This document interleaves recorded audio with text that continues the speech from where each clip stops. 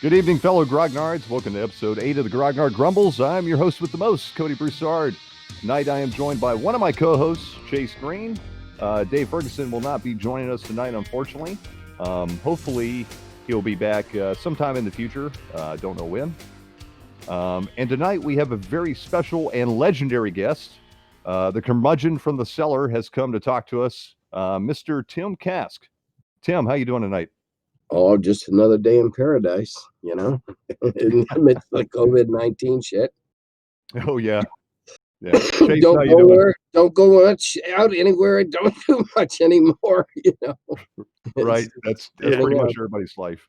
Yeah, it's easy to stay taking it easy when nothing's going on. Well, yeah, and not enough people have figured out how to play online yet. I'm trying to get it going, but I don't know what the issue is. Though what is interesting, Texas, North Texas RPG Convention is in the process of establishing a permanent online presence, and I've agreed to do 1 or 2 games a month under their banner. I heard about that. And I think it's really interesting for 2 reasons. Number one, it's recognizing the fact that we have a different normal. I hate the word, that one that starts with N, normal. It's overused now, but we we do have a different normal, and Doug's established quite a legacy down there, and it's no secret that we may not have Doug with us for all that much longer, because he and I got our cancer diagnoses at the first right around the same time. Right. Mine was operable, one of his was treatable, one of them wasn't. So he's a great friend. I love him to death, and I wish him the best. Yeah, absolutely. Yeah, I heard it. I think I actually heard about that on your the curmudgeon in the cellar, which I'm a regular viewer of. Oh, good. You were talking about that. Yeah, if you guys haven't checked out Tim's little video blog, I guess is what I call it.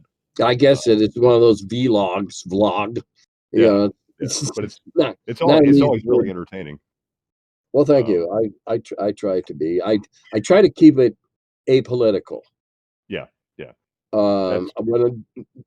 Earlier when we were all sheltering in place and that, I did a series of ones where I was kind of ranting and raving, but it had nothing to do with, it wasn't the curmudgeon. And I actually had people tell me how to shut up and just talk about games.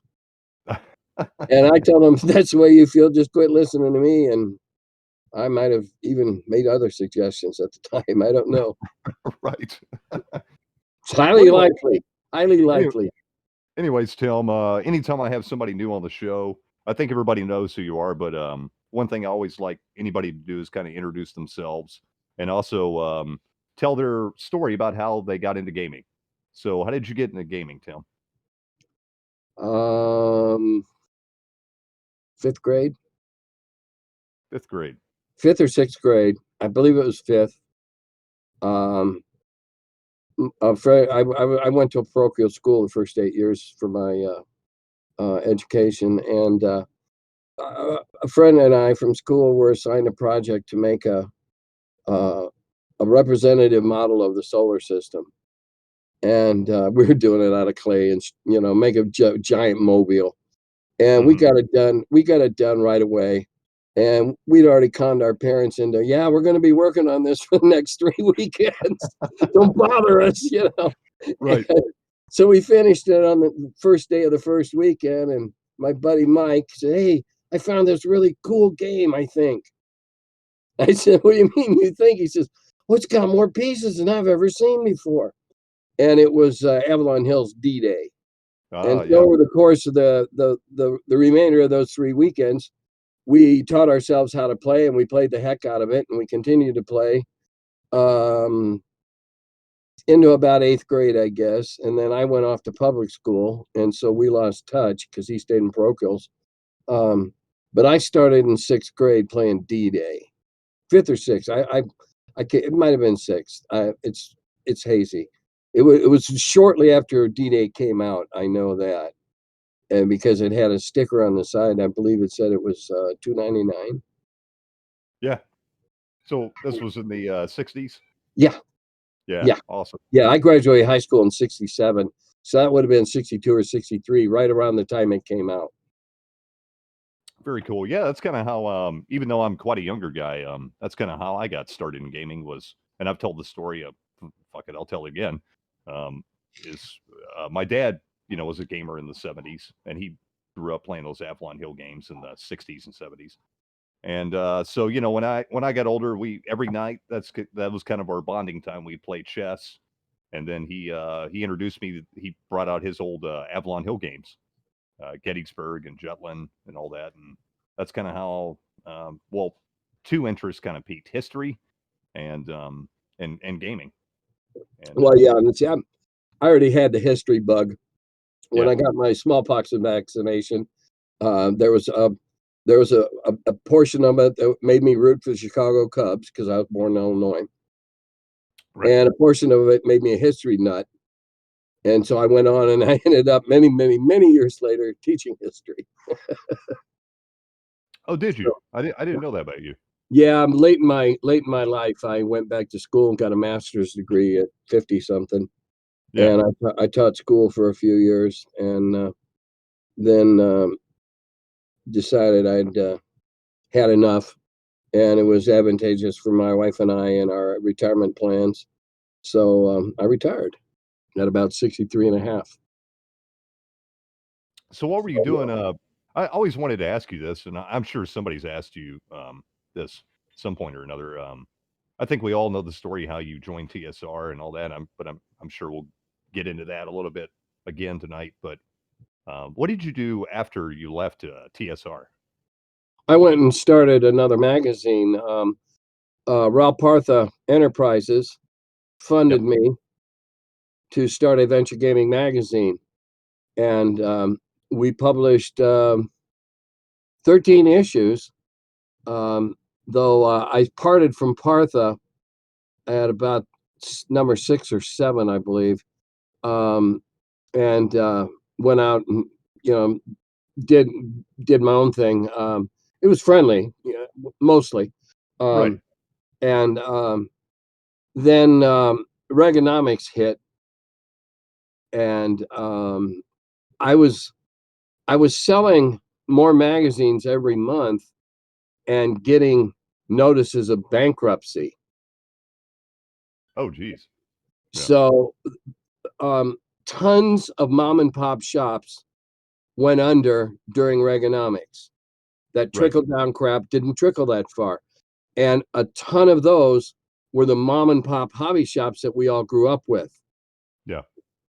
And so I relied on the mom and pops for my circulation. I kept it running. I think 12 and 13, I lost a lot of money out of my own pocket, and it just wasn't working because the companies weren't able to buy as much advertising. It was tight. Yeah. The hobby industry took a severe squeeze from Reaganomics, and so when I gave up the ghost on that and filed it for bankruptcy, I just got out of hobbies gaming entirely as in terms of the industry for the next I don't know 22 years, I guess. I just raised my family. I was a soccer coach and soccer announcer for the high school, and I did various things to make a living, and didn't miss it all that much. Right. Yeah. So when did you decide? I never heard that story from you, so that's really interesting. Especially interesting to hear you say, talk about the collapse of the industry. Was this you're talking about the Reagan years? This was in the 80s, then, Yeah, right? that's trickled Yeah. down, and we've a couple of us sat down at one of the last big cons that I went to, a Gen Con or an Origins, and I say us, a couple of us company people that have been there a while, Right. and we were bemoaning the fact that we were losing 65% of our distribution networks when all these little mom and pop hobby shops were going out of business. Yeah. I mean, if it hadn't been for mom and pop hobby shops, Dragon Magazine never would have made it. Absolutely. Yeah. And I don't. Dragon had the D&D coattails to ride on, Right. but even so, without the mom and pops, it wouldn't have made it. Yeah. Absolutely. D&D wouldn't have made it without the mom and pops, No. because we didn't have any big distributors at the beginning. A big distributor might take 150 copies from us, maybe. And the distribution system has changed enormously, where now there's just barely not even a handful of big distributors. There used to be Right. tons of regional distributors, Yeah. Yeah. but they all got subsumed into other companies or just gave it up. Yeah. So that's kind of interesting. You said you kind of gave up on gaming altogether, huh? Yeah, Um, well, yeah. I mean, I still play games. I play yeah. cards, and poker, and I've got that game bug from my vaccination, probably Yeah. from my mother. So I just kind of walked away, and then of all things, computer games got me drawn back in, and ended up getting me back to Gen Con in 2006. After I hadn't been to a Gen Con since, like, I don't know, 82, 83. Right. So it was actually writing what they call maps, what in the game business we'd call scenarios, for a game called Age of Wonders. Okay. Yeah. And I was heavily into all three of them. And when the second one came out, at that point in time, 2003, 4, somewhere in there, I started creating maps. Yeah. In other words, scenarios, and they were pretty well received. And so this guy from New Zealand got a hold of me. We had a big online community around that game, all on the company was gone.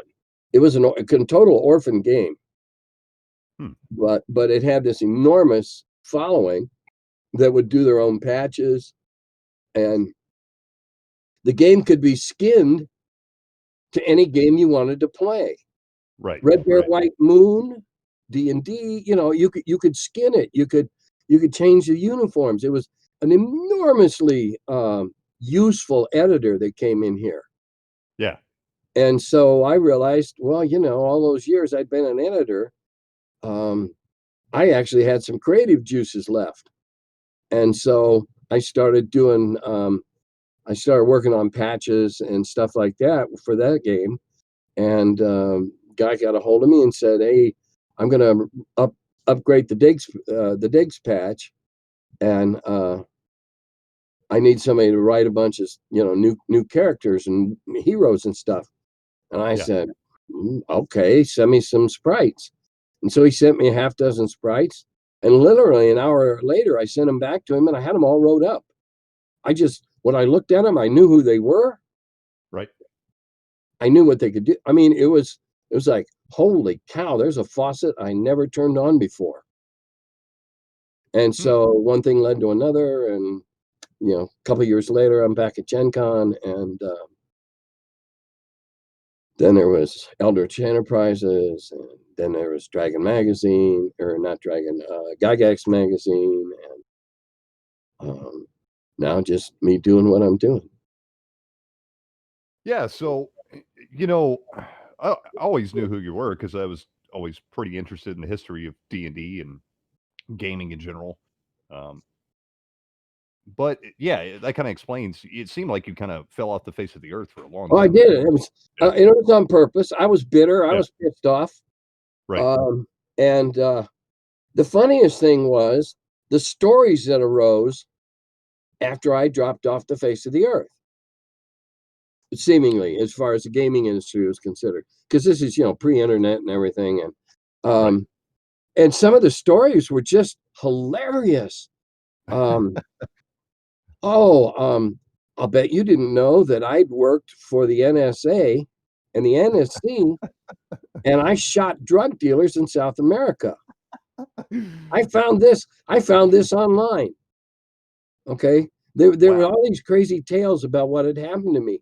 The Mhm. funniest one was as a result of some of these, some dirty job I had felt this wave of remorse, and I had entered a monastery way up near the Canadian border and taken a vow of silence. Now, Wow. anybody that ever knew me knows that Right. there's no way I wouldn't be thrown out of an order that required silence. Right. You'd have to cut out my tongue and staple my lips together and then tape my hands so I couldn't learn sign language. And it was just there's so many funny stories.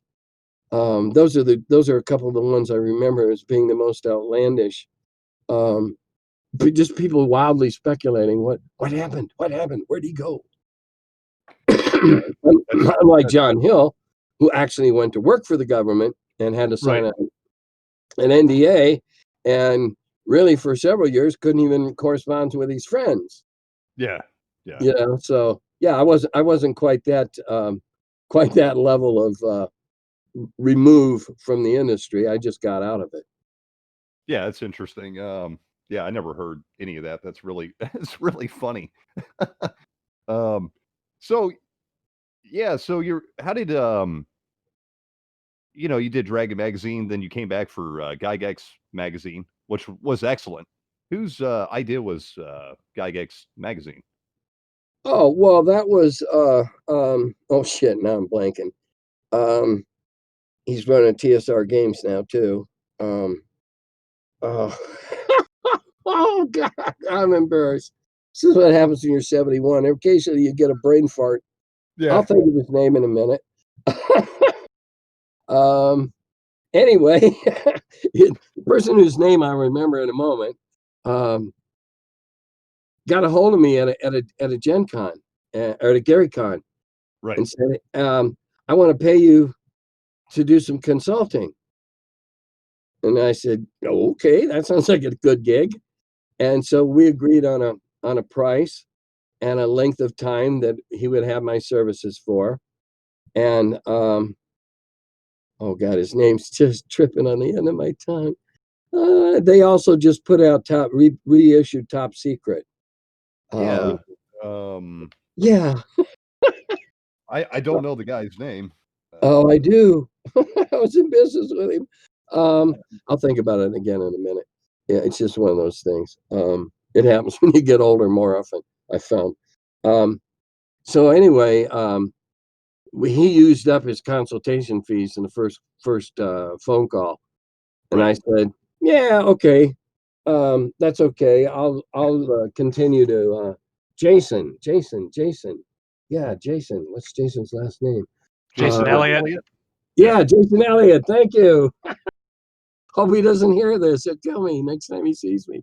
But he wanted to bring back what I thought were some of the better parts of what I did with the early Dragon, Right. um, where we talked about everybody's games. Yeah. Yeah. When Gary first approached me to take over the strategic review and spin it into a magazine, at some point this was what was pitched to me. This is why they wanted me to come on board to do this, and eventually we'll do that. I said, fine, under one condition: it will not be a house organ. It will talk about everybody's games. And Right. Gary was enthusiastically on board. We came up with a slogan. We didn't invent it, but we adopted it. The rising tide lifts all boats. And so Jason wanted to do another Rising Tide magazine, not what D&D became at its end, where it was just a monthly supplement to Right. increasingly bad editions. Yeah. Um, and so I said, okay. And then, well, then the widow stuck her ugly beak into it and basically pissed on the whole deal and basically drove us out of business. She thought there was money. Gail Uh, Gygax is, as far as I know, the most money grubbing, grasping widow I have ever had occasion to meet, or even out of a fairy tale. Wow. She thought there was money everywhere, Yeah. and there wasn't, because she killed the money. Right after Gary died, she called all his publishers up and said, pull everything out, stop, don't sell anymore. Oh, wow. Yeah. Okay. Now, we both know that when somebody famous dies, whatever they did sells like hotcakes, becomes much more interesting, et cetera, et cetera. Right. She did the opposite. She Wow. killed the market. She had these wild visions of monstrous amounts of money out there. Mhm. She still hasn't built the damn memorial. Yeah. Yeah, that's really disappointing. Was she in charge of that? Oh, yeah. Oh, okay. Yeah. That's before she showed her true colors. Yeah. And That really bummed me out. That was the only reason I bought one of those first edition reprints. well, Was as far as I know, is what I've been able to tell, that money is still intact. Not doing anything, not even making any interest. but it's still sitting there. Yeah, as far as Yeah. I can ascertain. And I'm not the only one who's had his nose stuck into that. But she went out and filed close to 50 trademarks on everything conceivable that could be associated with gaming on Gygax, Wow. effectively Okay. preventing his offspring from using their name. Wow. So she's even blocked off Luke and Ernie and all them, huh? Everything. Yeah. Luke and Ernie were in this magazine from the beginning. It's the only reason I got involved in it. Right. I wasn't Right. going to get involved with a magazine called Gygax when the two surviving Gygax men weren't involved. At least one of them was involved. I Yeah. wasn't going to do that. I'm friends with them. I mean, I've known them both since they were kids. Right. Luke especially. Yeah. Yeah, that's insane. I've never heard that about Gail, but you definitely be the one to know. uh, we at Gygax magazine basically we're screwed.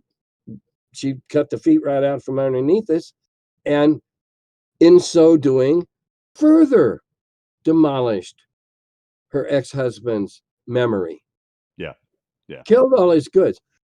Let's face it, it's been proven again and again and again that interest in somebody spikes right after they die. It does. Yep. I mean, it's a morbid fascination of the human race. But instead of calling up Steve at um, the guys in Arkansas um, who were publishing Gary's books at the time, Hmm. instead of calling him up and say, double the print run, Right. she Which would said, be the smart thing to do.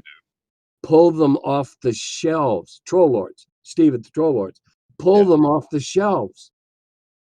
Wow. Wow. Now, if she'd waited a week to do that, there wouldn't have been anything left on the shelves. Oh yeah. Yeah, absolutely. But That's she pulled it all off. Now, as far as I know, there's boxes and skids of books sitting around some damn where. wow. She went around to other people who had worked with Gary and collaborated with him and demanded that they turn over all joint work to her. Holy shit. And one of whom, who I'm very good friends with and used to be in business with, said, fine, here's my Right. bill for the work that I have not been paid for yet. Yeah. When that happens, I will turn it over to you. Yep. Never saw a nickel, still holding the work. Yeah. I don't blame him. Don't You blame know, him. she killed Legendary Adventures, Yeah. just killed it. Yeah, which is unfortunate because that was actually a good little game system. I It quite wasn't enjoyed bad it. at all. Yeah. And she tried to pull all the stock back in Yeah. and was not successful.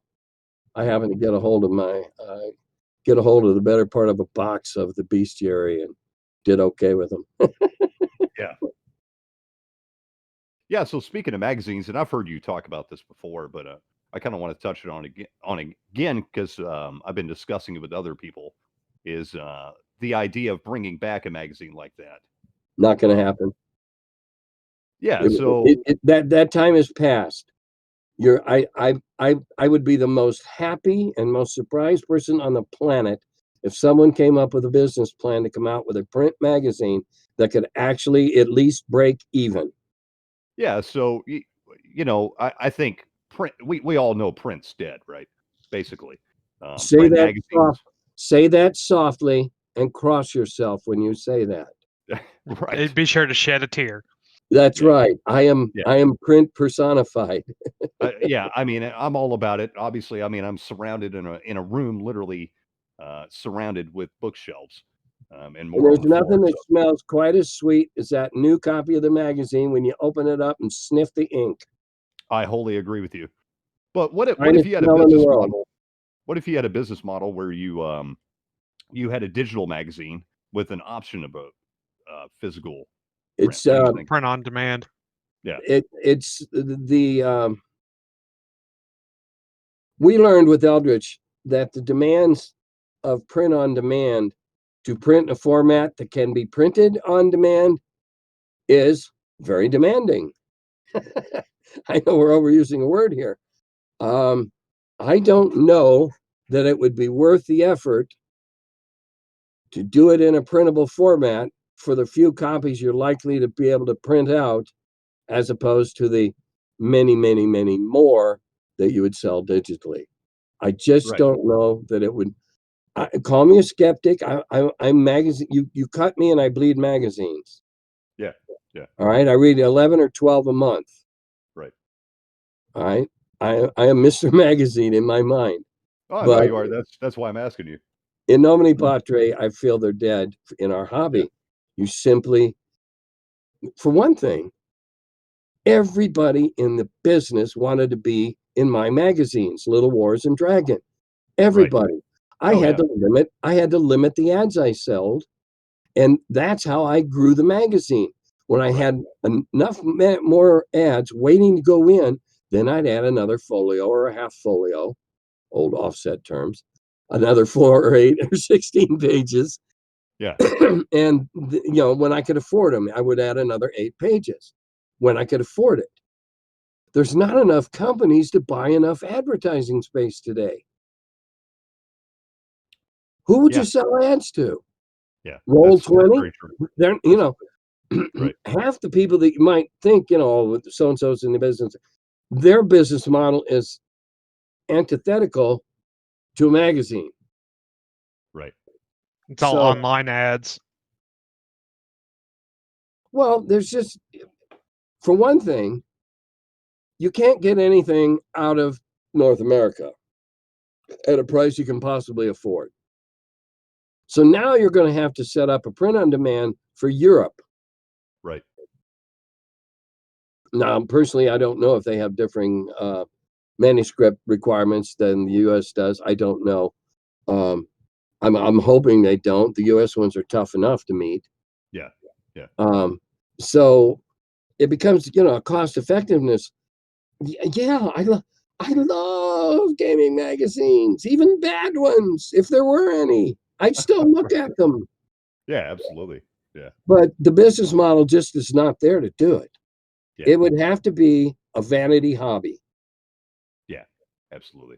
Now, if I win a big lottery, watch out. Dragon Magazine's back, baby. Yeah, well, I don't think I could call it that, but I could call it adventure gaming again. Right. So, Right. Curmudgeon but Magazine. hmm? Curmudgeon Magazine. There we go. No. Curmudgeon Quarterly. Why, when you can get it weekly? Who needs Right. it quarterly? So anyway, that's mags. I'm not at all happy when I say this, but gaming magazines are essentially dead, unless Yeah. it's a house organ. Now Right. I don't know. Is the General still being published? I do not think so. I mean, I haven't seen a Is copy. S&T still being published? I think the only one around that's still being published is White Dwarf. And that's from England.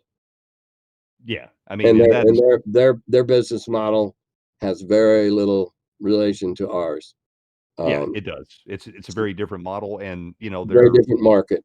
very in-house, and they've got a huge fan base. They don't need advertising. They've got Hmm. the money to do that. So But it's also pretty much a house organ. it is. It's exclusively, which it didn't used to be originally, but it No. is now. Yeah. Yeah. Well, when Gary first hired me, that was my first requirement was, if you want me to come work for you and run a magazine, I will not do a house organ. And he said, good, you got the job. Literally. He didn't want a house organ either. Right. Gary and I Yeah. shared a philosophy, his philosophy, but I bought into it right away. The rising tide lifts all boats. Yep. I mean, that's not even his originally. It's probably some Japanese haiku or Right. something. Gary was very good at pulling stuff out of obscurity like that. But that is the premise we went into making them. The rising tide lifts all boats. If it's a cool game, I wanted to tell you about it. Right. Hey, check this out. Wow, look at this. We ran two full pages of miniatures, pictures of minis, so you could see these neat minis we were telling you about. Yeah. We did a lot of things first, just because I went at it, quite frankly, like a kid in a candy store. Or I've used a different example. I don't know if you've ever watched any of the old Mickey Rooney, Judy Garland movies when they were kids. Absolutely. Yep. Well, I was going to put on a show. Right. Okay. Every month I got to put on a show. Look at this. Check that. Wow. I think you'll like this. I never ran a negative review. Yeah. I never panned a game. There were too many good ones. I couldn't get them in every month. Right. Yeah. I never panned a game. For one thing, if I didn't say anything at all, they kept buying advertising. Yeah, I took absolutely. everybody's money. I took Trunnels and Trolls' money, Oh yeah. and they were our closest competitor. Yeah. Yeah. Iron Crown Enterprises, they were probably No, not a no. close competitor, but they were in your magazine just about every month. Yeah, Yeah. yeah. They were in there, and I didn't care. Gary didn't care. Yeah. We knew that if we exposed lots more people to games, there was a chance if they liked that game, they might like ours. Right. Yeah. We were That's not good. we were not stuck up enough to think that, hey, come learn about gaming from us, and then you can go look at this other stuff. No. Hey, Yeah. check it out. Like that? Well, here's another one to try. I was all about new releases that were good. Yeah, absolutely. Alien Encounter. Oh, what was the one where you mutated? I can't remember that now. Eon. Eon. I don't remember that one. You started out as a primitive species and you kept mutating through the game until you became an apex type species. Oh wow. I have to You look were that up. alien. That sounds awesome. It It was. does. It was. It is. There was a lot of some of the games we were bananas for back then. Now I look at them and I go, oh Jesus, I wouldn't play that again if you paid me. But at the time, you love what you have. Hmm. You love that first car you bought, but you don't love Yeah. it more. You don't love it so much that you didn't get a better one when you could. Yeah. Yeah, it's unfortunate that, most of the gaming companies back in the day, we were just talking about Games Workshop and TSR, which is, not TSR anymore, but they were all companies that were started by gamers for gamers, and Yeah. you could see that they just loved it was a passion project, right? And they were making a little cash on the side, maybe. Well, Um, I can give you a partial reason for that. We were the only ones that knew how to make games because we were the only ones that played them. right, right, exactly. So Yeah, we were really making them for each other yeah, yeah, because we were a clan. yeah. I was never more cognizant of that notion than when I went to my first Gen Con in 1974. All right. Now, I'd gotten a huge rush when I went to the first meeting of my college game club. There was 12 guys that played games. Holy cow. Right. All right. And then I went to Gen Con. Yeah. And my God, there's hundreds of them. Yeah. Hundreds of them. Yeah, it was one of those Monty Python moments where God in the crowd looks down over the clouds and that music plays and the light shines down on your head. You know, Yep. Wow, my family, my clan, I found them. Yeah, and it's really not that way anymore. No. Even amongst the fans, Well, even there's so much division. yeah, All of us played everything back then. yeah, To this day, if you ask me what kind of a gamer I am, I will answer board gamer, minis player, RPGer, in that order. right. Yeah, see, I'm just a Nobody's gamer. there's nobody that's across disciplines anymore. Oh, I Yeah. only play this. Oh, I only play that. And then they only play one little narrow, for years here in Cincinnati, and I don't give a Right. damn if any of them are listening to it or not. We had a bunch of Warhammer people. Yeah, oh Gave yeah. them a whole big long room to set up like 6 Warhammer games. They never Yep. once let anybody else in. They just Nope. came, sat up, and played each other. Yeah, yep. That's how they are. I've been around the Warhammer community a lot. I mean, I'm just a gamer first and foremost. I love games, and I still play everything. I love role playing games. I play historical miniature games. I still play old Avalon Hill games. I play traditional board games. I'll play Today card I games. just today I just started.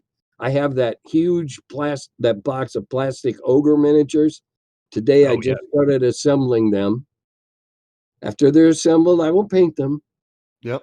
and then we will play on the top of my pool table. Awesome. Ogre Did you minis. did you get the you got the big deluxe box set?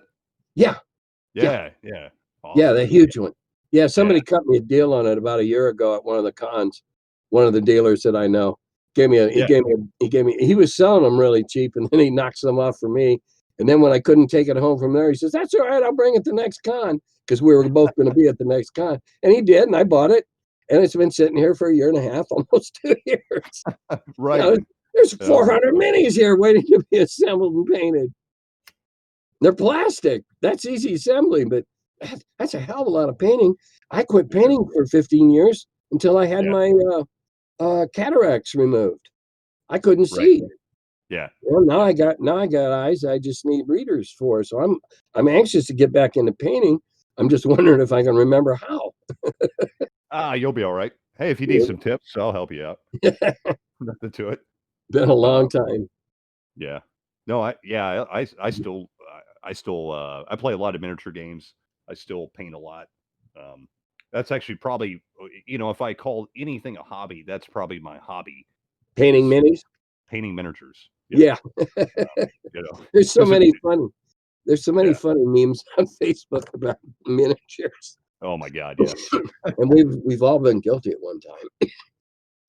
Oh I used to have hundreds of unpainted miniatures laying around. Then when I couldn't paint anymore, I sold them off yeah. almost Yeah. almost in bulk by weight. Yeah. Pretty much. I mean, I've literally got a closet full of who God knows what. I Well, don't even know. to be fair, most of the stuff that I sold off by weight, I didn't pay for anyway. That was the glory days back then. Everybody wanted, if you published a magazine, everybody wanted you to see it, their products, and hopefully say something nice about them. Right. And at one point, according to the guys at GHQ, I had the largest private micro armor collection in North America. Oh wow. No kidding. And I donated all 4,000 and some pieces to a museum out in Southern California.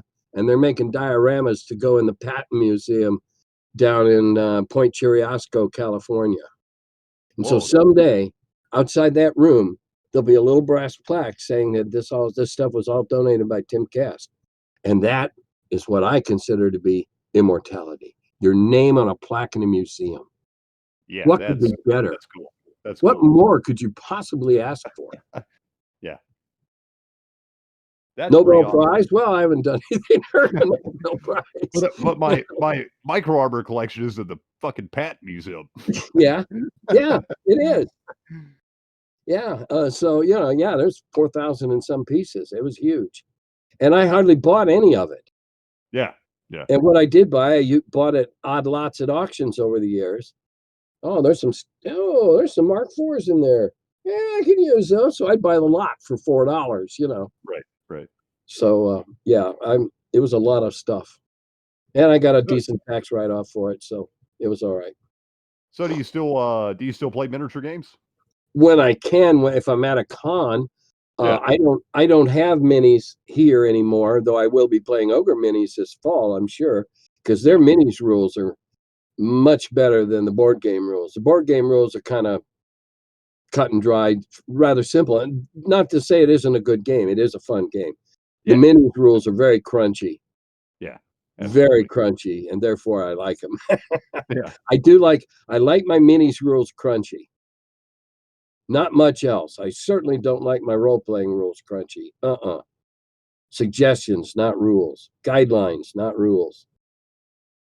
Yeah, that's I'm kind of the same way actually. Yeah, when it comes to role-playing games, I like really well, I every once in a while I like a little crunch, but usually I just like really simplistic stuff. And I think that's why I still like old school Dungeons and Dragons and whatever. Of course, usually we just take any rules as suggestion anyway. Yeah, yeah. I always have. Well, all right, Yeah, now that gives me an opening. Have you been watching what's going on online in various the Facebook threads about rethinking monster races? Yeah, so to be honest with you, I've seen the articles, but I've just been avoiding them like the plague because I know it's just going to piss me off. I've been keeping up with them. Yeah, I know Chase has been filling me in on it. Well, I took the liberty of cutting and pasting a couple of the real ludicrous ones that I saw online, and one of them is followed up by, "But what about Draw Vistani, whatever the hell they are, and other troublesome races and cultures?" Well, why are they troublesome? Are you a hobbit living in the Shire? Right. They're saying that some racist language that was historically used to demean people of color kind of undercuts the atmosphere of inclusion. I'd like to know where that is. It sure as hell isn't anything Gary and I wrote. It's a lot of people reading into what they want to see something in there and they want to attack it. Well, add this to the portrayals of people like the Vistani in Curse of Strahd as straight up harmful stereotypes of the Roma, or the dark-skinned elves being the only ones that are always evil. And I mean, nothing's ever said that other elves can't be evil. Right. But the whole point of D&D is make it what you want. And these are monsters, for Christ's sake. We have always, as a race, the whole human race, as a people, we have always demonized the unknown, the fearful, or the fear-causing, and the oppressing. We've always demonized them. Right. Cavemen sat there listening to the thunderstorms, trying to keep their fire going, making up stories about it. All right, those are the thunder gods. They're evil, and if you go out there, they'll hit you with their, not understanding what lightning was. They just knew if you were in the wrong place at the wrong time when that shit was going on, you were going to die. Right. It just this is they're going to be so where's D&D heading? These are people at WotC apparently that are doing this. Now I understand that they killed 3 Magic the Gathering cards because they had offensive art on them. And if the art was offensive, fine. Yeah, I hadn't heard that, but that doesn't surprise me. Yeah, there's 3 cards. You look it up. WotC killed 3 cards, and the art, the art was offensive now, it was probably offensive then and shouldn't have been put on to begin with. That's my take on it. They're going to be keeping humanoids in line with the intentions of the monster manual, that any creature with a humanoid type should have the full capacity to be of any alignment. Well, I don't know what the hell they're talking about. That sure as hell isn't what Gary and I wrote. No, it's That not. sure as hell isn't yeah. what was in the first edition monster manual. Yeah, I mean I D&D was always very black and white. Humanocentric. It was humanocentric. And when you got into the humano part, it was fighter centric. Yes. That's the way Gary wrote it. And you needed that for alignment based things that were in there too. And you needed it for play balance. Because if everybody had started with 6-sided dice for hit points, et cetera, statistically, you just set your computer up, roll about. The wizards would be dominating the campaigns by the time they hit 6th level. Right. Based on our old, OD&D. 6th Yeah. level was nobody you insulted at the bar, not unless you wanted to live out the remainder of your very short life as a lizard. You just didn't do that. Yeah. They're troublesome. Who are they troublesome to? Besides hobbits living in the Shire.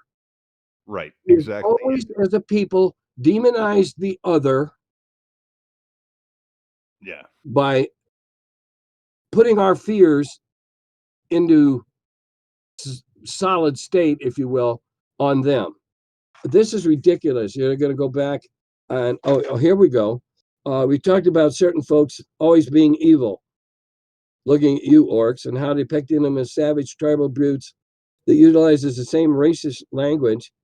I don't know where that shit was. That must be something that was written a long time after I left. It just, are you kidding me? They're monsters. Yeah, exactly. I mean, the thing is, like, how woke do these people have to get? yeah, I know. That's the thing. Where do you draw the line on this kind of thing? And I'm not going to go too far into other aspects of this, but I was talking about this, not this same subject, but something very similar last night with a gaming buddy on the phone, and everybody gets offended at a hair trigger nowadays about everything, without really evaluating something first. They deal out death and judgment right on the get go. They see something, deal out death and judgment, and that's it. It's gone forever, right? It's Well, offensive. yeah, well, they're very shallow people if they're unable. They apparently have no educational training to be able to look over something and analyze it, and instead of just firing from the hip when they think they've been offended. Right. I get it. That's their problem, Yeah, I mean, and but unfortunately, that's becoming our culture now, or at least Yeah, that's what they want it to be. Well, it's yeah, because there's no orcs to stand up for themselves, so they have to defend the orcs that are imaginary. yeah. I guess. Now, to be fair, the dwarf series and the orc series, Nichols and Heinz. Yeah. Those are wonderful books. I recommend everybody read them. You will definitely think about those two creatures differently. Right. Yeah. But what they think is okay, if it conflicts with what the other side thinks is okay, that doesn't make them any less wrong or evil. It's just, after I read Orcs and I read this, the follow-ups and that, they're not just bags of XPs walking around waiting for you to let out the XPs and collect Yeah. them. Yeah. I read another book about these hog riders. They're all half orcs and they ride these feral pigs and they patrol the wastelands. Very good. But that goes to one of my chief problems. Where the hell did half orcs come from? Because when we first heard about that at TSR, we saw it in one of the fanzines. I thought Gary was going to throw up, literally. Yeah. Because where do half orcs come from? Rape? Right. Yeah. At that point in time, that was the only possibility for half orcs, the products of rape. Yeah. Gary was horrified. Now we know that is one of the many. There's the first ploy at min-maxing. Yeah. You know, getting all the pluses from the orc side of your blood, but that's because people shelved charisma. Yep. Yep. A half orc should be at best 9. That's kind of interesting. I want to stop you just for a minute. Stop the Okay. rails just for a minute on the half orc subject. You were saying Gary was really opposed to it, huh? Absolutely. Gary was opposed to miscegenation of between animals and humans. Yeah. Bestiality, I guess miscegenation's the wrong word. That's racist.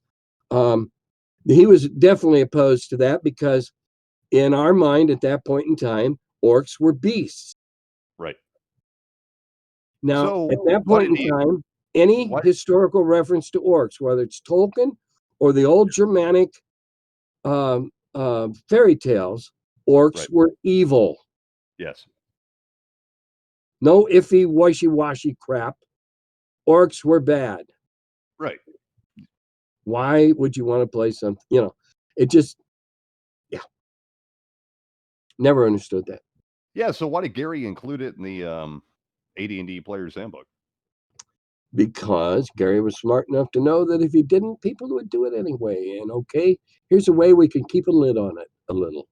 We did a Okay. whole lot of stuff in the supplements that were about keeping a lid on something or other. Nudging it in the direction, all right, if it's got to go there, go this way. Right, it'll go the way that you guys want it to go. If we got to have it, then we're going to lay down these rules. Now, some of Right. Gary's rules were really silly about Yeah. the race limitations. Yeah. I knew them to be silly the very first time I played D&D that weekend in Lake Geneva. My dwarven fighter, who was like a second or third level, all of a sudden became the equivalent of a 6th or 7th level, which, we couldn't go beyond 5, remember, Don? Right. Because I'd inherited this kingdom and I had men at arms and a castle and all. I go, well, okay, I can see how little that. And from that day forward, I ignored that. I Yeah. ignored racial levels. I thought it was silly. Yeah. Of course, today I play clerics differently than most everybody I know. Mm-hmm. That's interesting. You found I think that's probably, uno numero uno, like the first thing everybody ignores, with The I think racial limitations. right. Yeah, that's like the first thing I think everybody ignores. Because first off, let's get real. In old school D&D, good luck getting to those levels, anyways. Right. Yeah. Yeah. Because you're probably going to die, Yeah. and or the campaign's going to die before you Yeah. ever get there. I mean, I can't. I can probably I could count on one hand how many times I've gotten, to those levels to even be nixed out of, my racial, level You're limits. back. Yeah, your cap, your Yeah, racial cap. ever. So I never. Yeah, I always thought it was a silly rule too. Um, and I think a lot of. I mean, there's some hardcore enthusiasts that are like, no, that's the way Gary wrote it. That's the way we're gonna play it. Blah blah blah. But I think most people can agree that that's a pretty silly rule. I think that's kind of funny. You think that too? That's Well, I told Gary I thought it was funny. yeah. I told him, I said, well, I don't play that way, Gary. He said, well, you don't have to. Right. It was Yeah. always guidelines, not rules. Guidelines, Yep. not rules. Gary set up what he set up because Gary was a very humanocentric person Yep. who was fundamentally, and I don't mean this in any negative, his psychological makeup could not comprehend that anybody would think anything other than being a great superhero, savior, etc., was what you wanted to be. Right. I understand where he's coming from because he came from the generation of Conan and Well, and the only good wizard in literature was Gandalf. Everybody else was evil. yeah, wizards Every were time, always every Conan story, they had a wizard. They were nasty. right.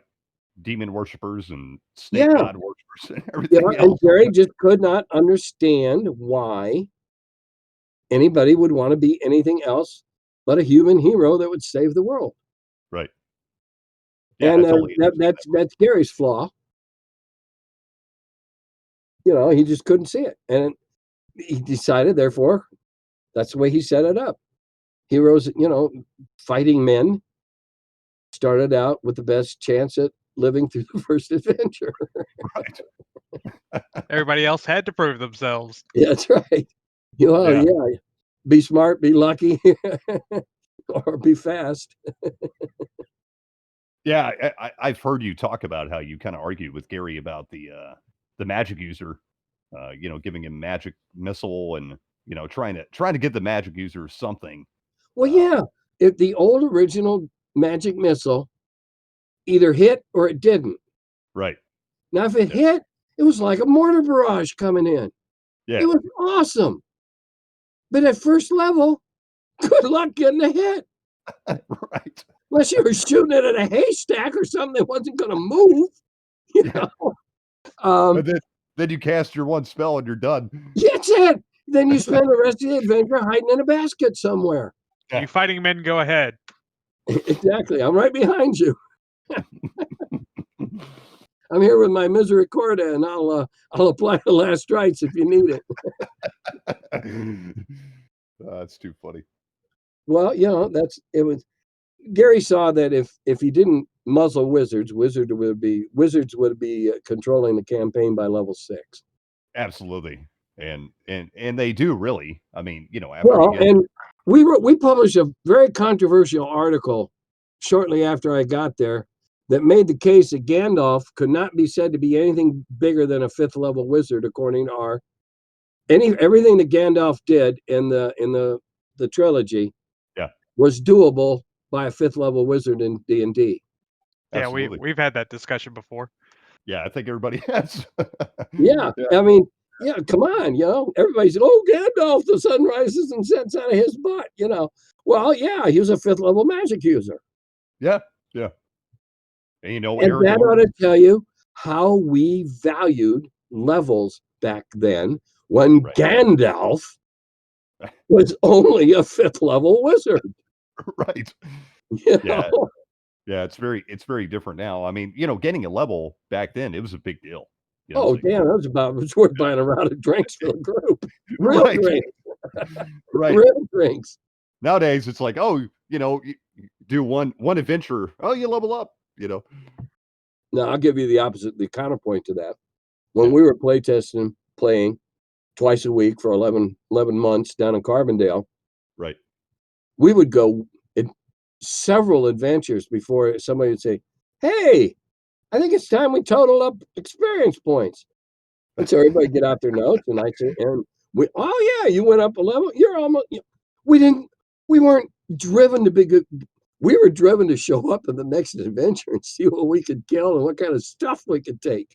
We weren't into leveling up. When that happened, cool. I can hit a little better now. I can get more. I can kill more things and take their stuff. Right. And I mean, in reality too, I've talked about this with a lot of people, is leveling up really, it's just an illusion, Yeah. I never liked the way leveling up was done. Yeah. Going for training, bullcrap. I think and I see clerics in the way that I use clerics in their prayers the same way. Once you accrue the points to become another level, I figure that you got all the on-job training you need getting there. Absolutely. Yeah, what's some guy in town going to tell you now? Yeah, right. Yeah, you just came in from hacking up the his badass Hydra. What's this old scarred guy in the studio above the inn? What's he going to teach you out in the stable yard? And now I handle clerics. I do clerics completely differently. I don't have in my world. Clerics don't have spells. They say prayers. Yeah. And you don't have to commit to your prayer before you go out that morning. You're capable of saying so many prayers of such a level or potency or magnitude or whatever, however you want to characterize that, per day. Yeah. And say you're in one of my pre-gens, he can throw 2 2s and 2 1s. And if you've used up both your 1s and you want to throw another 1, you can burn one of your 2 slots. That's okay. You don't get 2 1s. You don't get 2. You get 1. And when you level up, you know all the prayers of your level. That's how you got there. Study, learning, experience, caring people. Why do you? I can't understand. I never understood why we're here. Why do you make it so hard to enjoy being a new level? Now I got to go out and find all these damn spells again. Spells are one thing, but prayers, no. I figured you're a cleric, you're in training. You're following some path of your own or somebody else's device. Right. Once you get there, hey, maybe that's how you got there. You had an oral exam. Yeah. Hey, now you know the prayers show us you can cure this rabbit. So you gotta go throw a heel on the rabbit, and okay, here's your new tonsure and a medallion. You're up a level. Yay! Yeah. We're only there to have fun. Yeah. Plus, I mean, clerics need all the help for people to pick them at the beginning of the game anyway. Yep. Well, now this Wheel of Blame that I run only online, I don't have any clerics or magic users. It's just 7 or 8 fighters. Yeah. And we have a ball. I give them tons absolutely. of potions. I give them some stuff that's like the equivalent of Miracle Red Bull. In fact, I give them one. I call it Red Stallion, and it's 4d4 plus 3. But if you use it and it gives you more than you needed to get back to 100%, oh boy, do I have fun with you now. You get the jitters, you get the shakes, you become paranoid. You got all this caffeine running through your body. You start squeaking, talking to yourself, but it's there if you need it. Just don't be foolish. If you could max out plus 3 would put you over the top, do not use it. Yeah. Yeah, that's really awesome. Don't take the chance that you're going to get your best die roll all night long, and it's going to give you the shakes and put you out of action.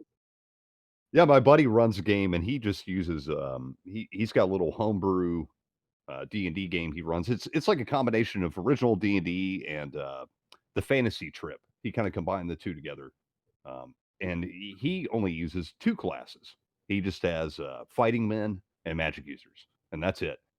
And I know you're, and I think this is kind of an interesting topic, and I've heard you talk about it. I'd be interested more on your viewpoint.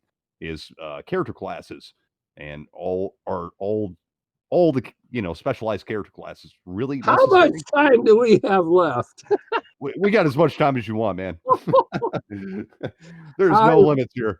A couple of months ago, I actually saw somebody posted a list of all the possible player character classes. Yeah. And I gotta be honest, I damn near soiled myself. Yeah. And if we weren't on broadcast, I wouldn't have used that word. How many types of crusaders do you need? Right. Last I saw, there were 3 different kinds of crusaders. Mm-hmm. Why? Is a crusader that went on the crusade to wipe out the Cathars different than a crusader that went to Jerusalem to fight Saladin?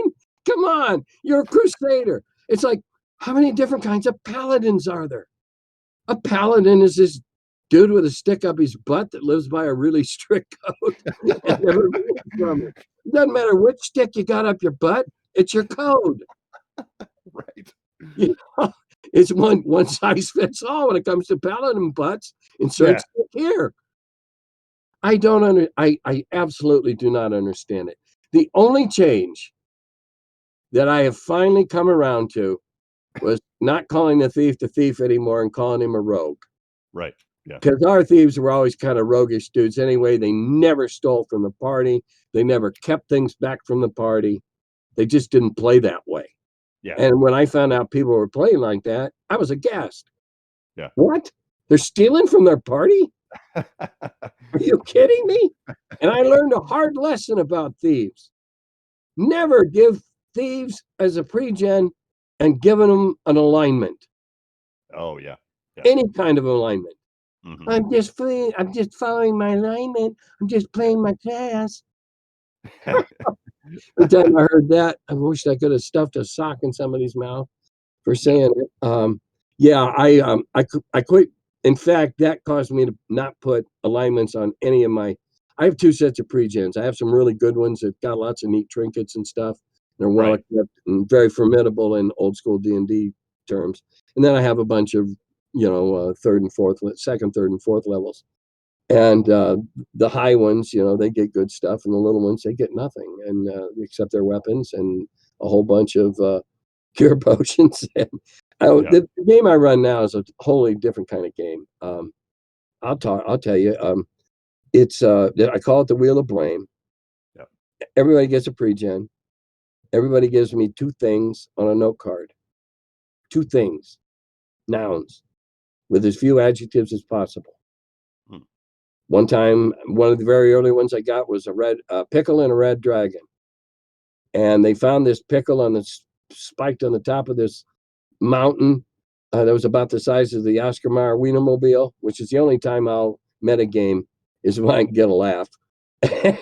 How big is it? About the size of the Oscar Mayer Wienermobile, and that got a great laugh. And the dragon was a mutant small one. He was really tough, but he was small. And so at every encounter, every puzzle to solve, whatever, there's a token to be found that enables one of the party to get off the Wheel of Blame, or they're doomed to wander it forever. And nobody could figure out what was going on. Nobody, they couldn't find it. So there's the one lady in the party. She looks at me and kind of gives me this real, hot, sex pot look. I'm going up and lick the pickle. Yeah. Well, I was so taken aback by that I okay, I rolled a 20-sider. I got a real high result. And so it cured all her hit points.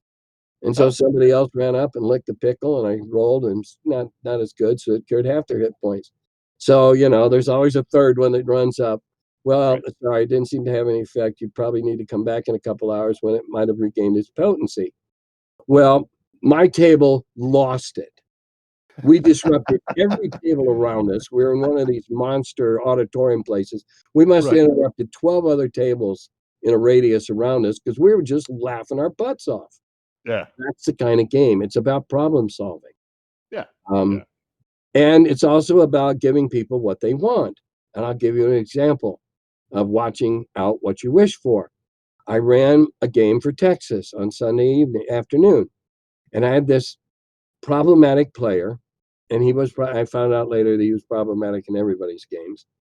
And it's good chance he's special needs. But if we knew that, if I'd known that going in, I know how to deal with that because I taught it. But anyway, I just got off track for a second. We were playing this, and he goes, "Are we ever gonna fight anything?"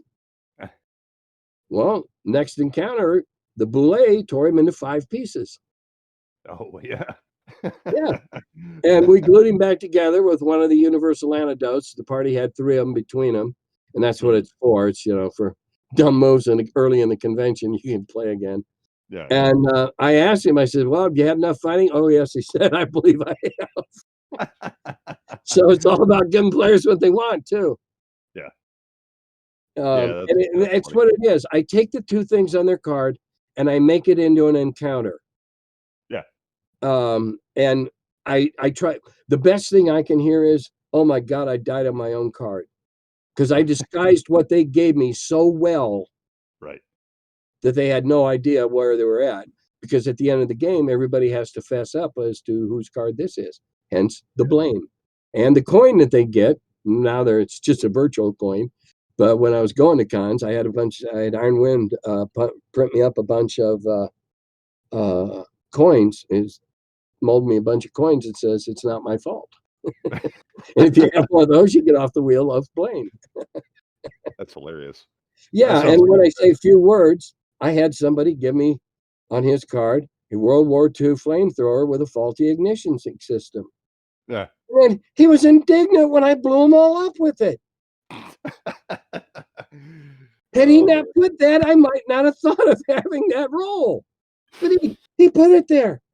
Yeah, you put it on the card. So whenever I sit down at a game, I tell people, this is old school. Watch what you say out loud, because I might decide you did it. Yeah, absolutely.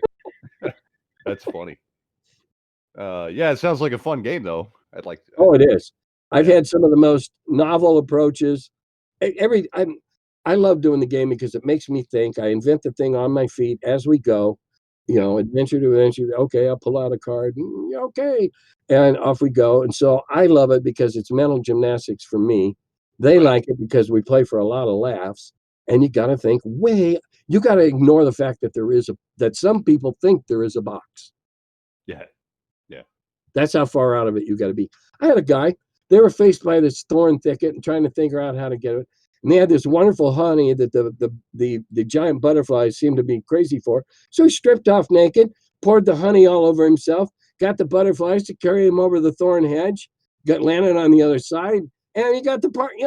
That's the kind of thinking that I want to encourage. Right. Outrageous, old school. Well, hell, let's try it. Yeah. I mean, that's the thing about old school gaming, and I think it takes I don't think a lot of new gamers understand that. No, and I think they're really missing out. I think it's and look, if somebody is listening to this that plays 5e and having a good time, great. Gaming is about having fun. Absolutely. I do not, and at least as far as gaming goes, I do not denigrate how some other gamer has fun. Now, if you have fun throwing cats and vats of turpentine, we'll have a problem.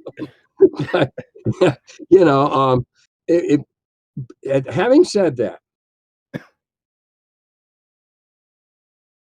5e has more rules, stipulations, whereases, in case ofs.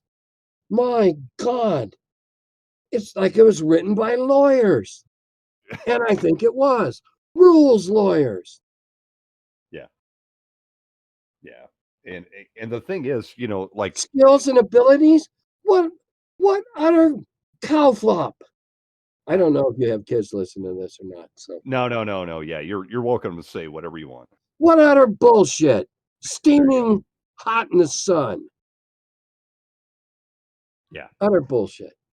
Oh, yeah, I could agree. Well, it doesn't help because with all those rules, they're putting that box where people have trouble thinking outside of it because they've just built this box from the start and it's just pigeonholed so many people into thinking one way. Well, I see it as an unfortunate result of a deterioration in our public education system. Now, I was a public school teacher, and I also worked in a private school for a while, but I was a public school teacher most of the time. Yeah. And we are putting out people that cannot think outside the box. All they can see is the box, and if it isn't in the box, they throw up their hands, they cry, and they become a social justice warrior. Sorry, that's my one acting for the night. Yeah, I couldn't agree more. And you're probably right, Tim. I think a lot of it has to do with I don't know if it's we're not graduating creative thinkers. Yeah. And I'm not saying creative thinkers, you got to write a screenplay. Right. Creative thinkers you can be a creative thinker and be a hell of an auto mechanic. Right. Well, figure out better ways to do it. Yeah, I mean, I'm a carpenter. I got to creative think every day. Right. And if you're faced with a measurement in a situation or whatever, you'll find a way to do it.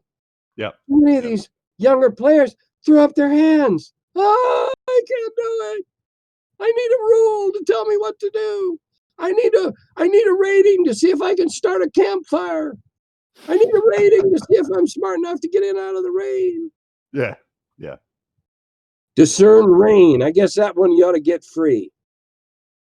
Or maybe you ought to make them roll for it and they just stand out in the rain. Yeah, maybe. Yeah, catch them on your die and roll up a new character. That's the problem, though. The more, especially in a role playing game, right? The more rules you add, the more problems you're going to run into like that. Because the more rules you add, the more blood you suck out of the game, the more life you suck out of the game. Yeah. Because if you got a rule You don't have to think about it. Right. I believe, my personal opinion is, skills and abilities suck the life out of D&D. As an example, I'll give one anecdotal story. A few years ago, I had a group that met regularly, and I was playtesting a lot of stuff with them.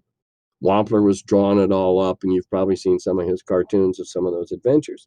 And I had these two guys that were either three or 3/5s. We're not sure. And the two of them sat there like lumps on a log, waiting for their skills and abilities to tell them things. They didn't ask questions.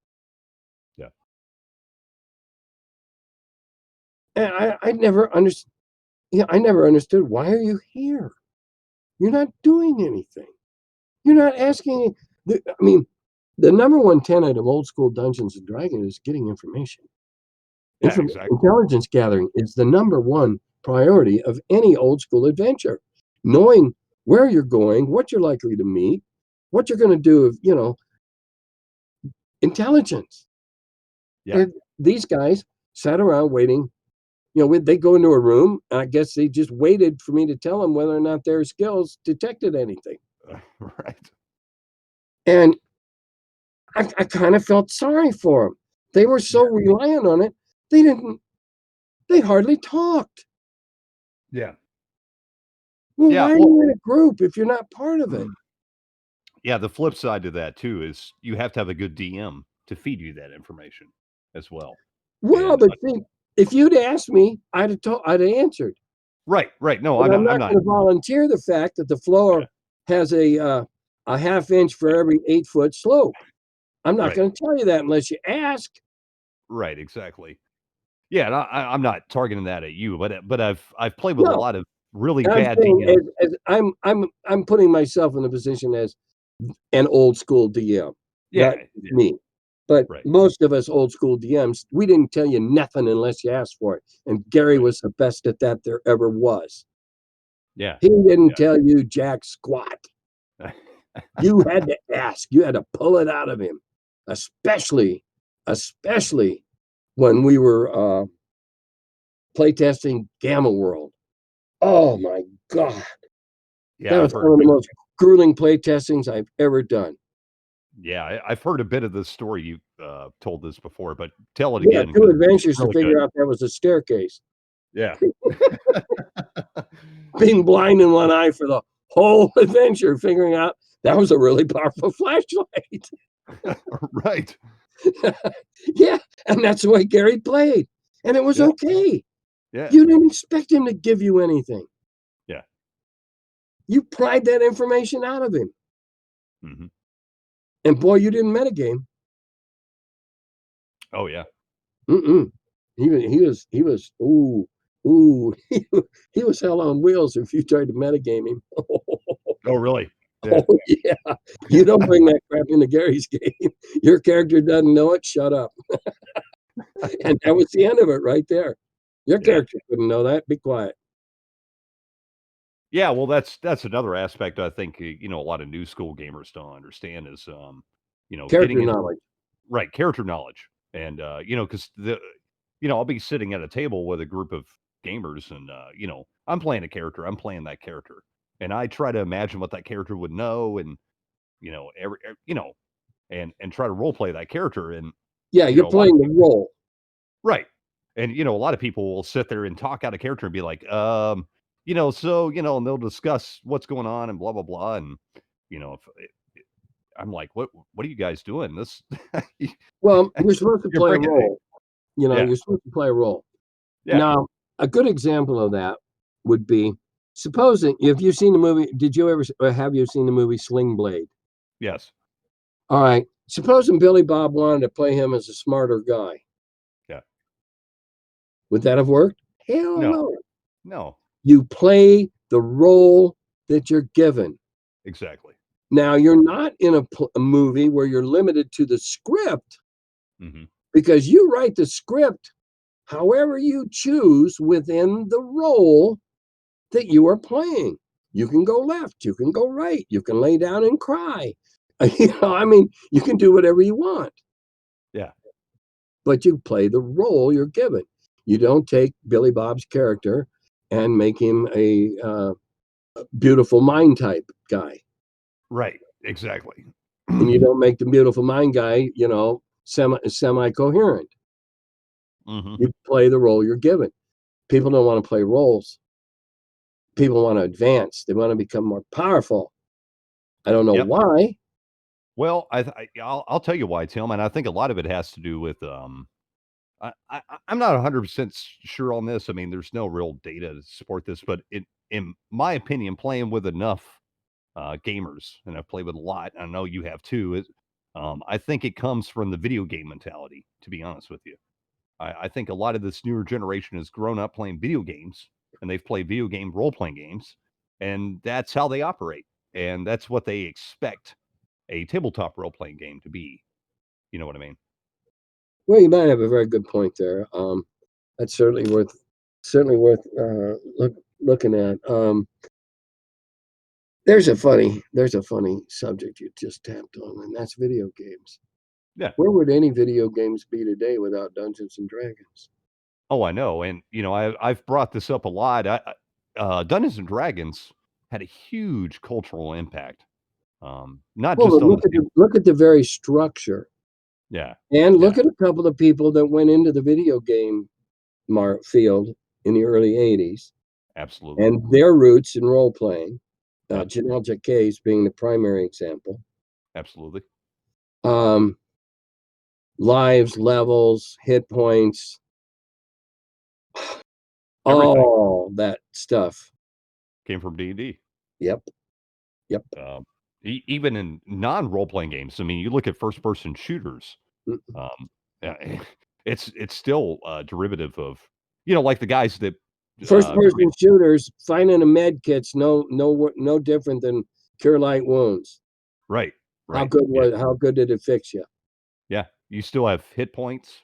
You still, you still level up. Well, nowadays you literally level up. I mean, in old school, Doom or whatever, you're getting more weapons and whatever, but it's the same concept, right? Yeah, Yeah. So, yeah. yeah, and More I mean, experience, more power. and you can talk to any of those guys, and I have. I know some guys in the video game industry, and they all grew up playing tabletop role playing games, and they were directly inspired by that, and you can see it. It's clear as day. You know. Well, this old grog, when I lay my head down on a pillow at night, I don't care what they call it, what edition you play, Yeah. which knockoff, which OSR, doesn't matter. Yeah. I know what we at TSR did when we made that first little snowball and rolled it down the mountain. Yeah. You And guys. when I go to bed at night, if I chose to think about it, I obviously don't every night, but I could go to bed with a smile on my face, going that yes, in some small, rather insignificant in terms of the big picture, we changed the world. You did. Yeah. You guys We really did. certainly changed society, and I Yeah. hope that through that we changed the world. So yeah, I feel very fortunate to have been a part of that. Um, if it hadn't been for my wife, I never would have been able to be a part of that, because when we're paying ourselves $100 a week, if I hadn't had a wife that was a registered nurse and making decent money, I wouldn't have been able to indulge that love of gaming and starting that company with Gary and Brian and all the rest. I wouldn't have been able to do it without her support. And next month it'll be 50 years. Yeah. 50 years we've been married. Seems like That's forever. In fact, I think it is. But all of us back then had either, Gary had royalties coming in. yeah. Not a lot of them, but he had royalties coming in.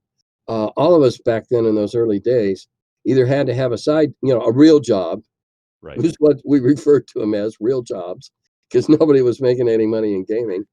Yeah. Or we were living in mom's basement, or had a wife that was willing to, give us a shot to see what we could, do and go for our dream.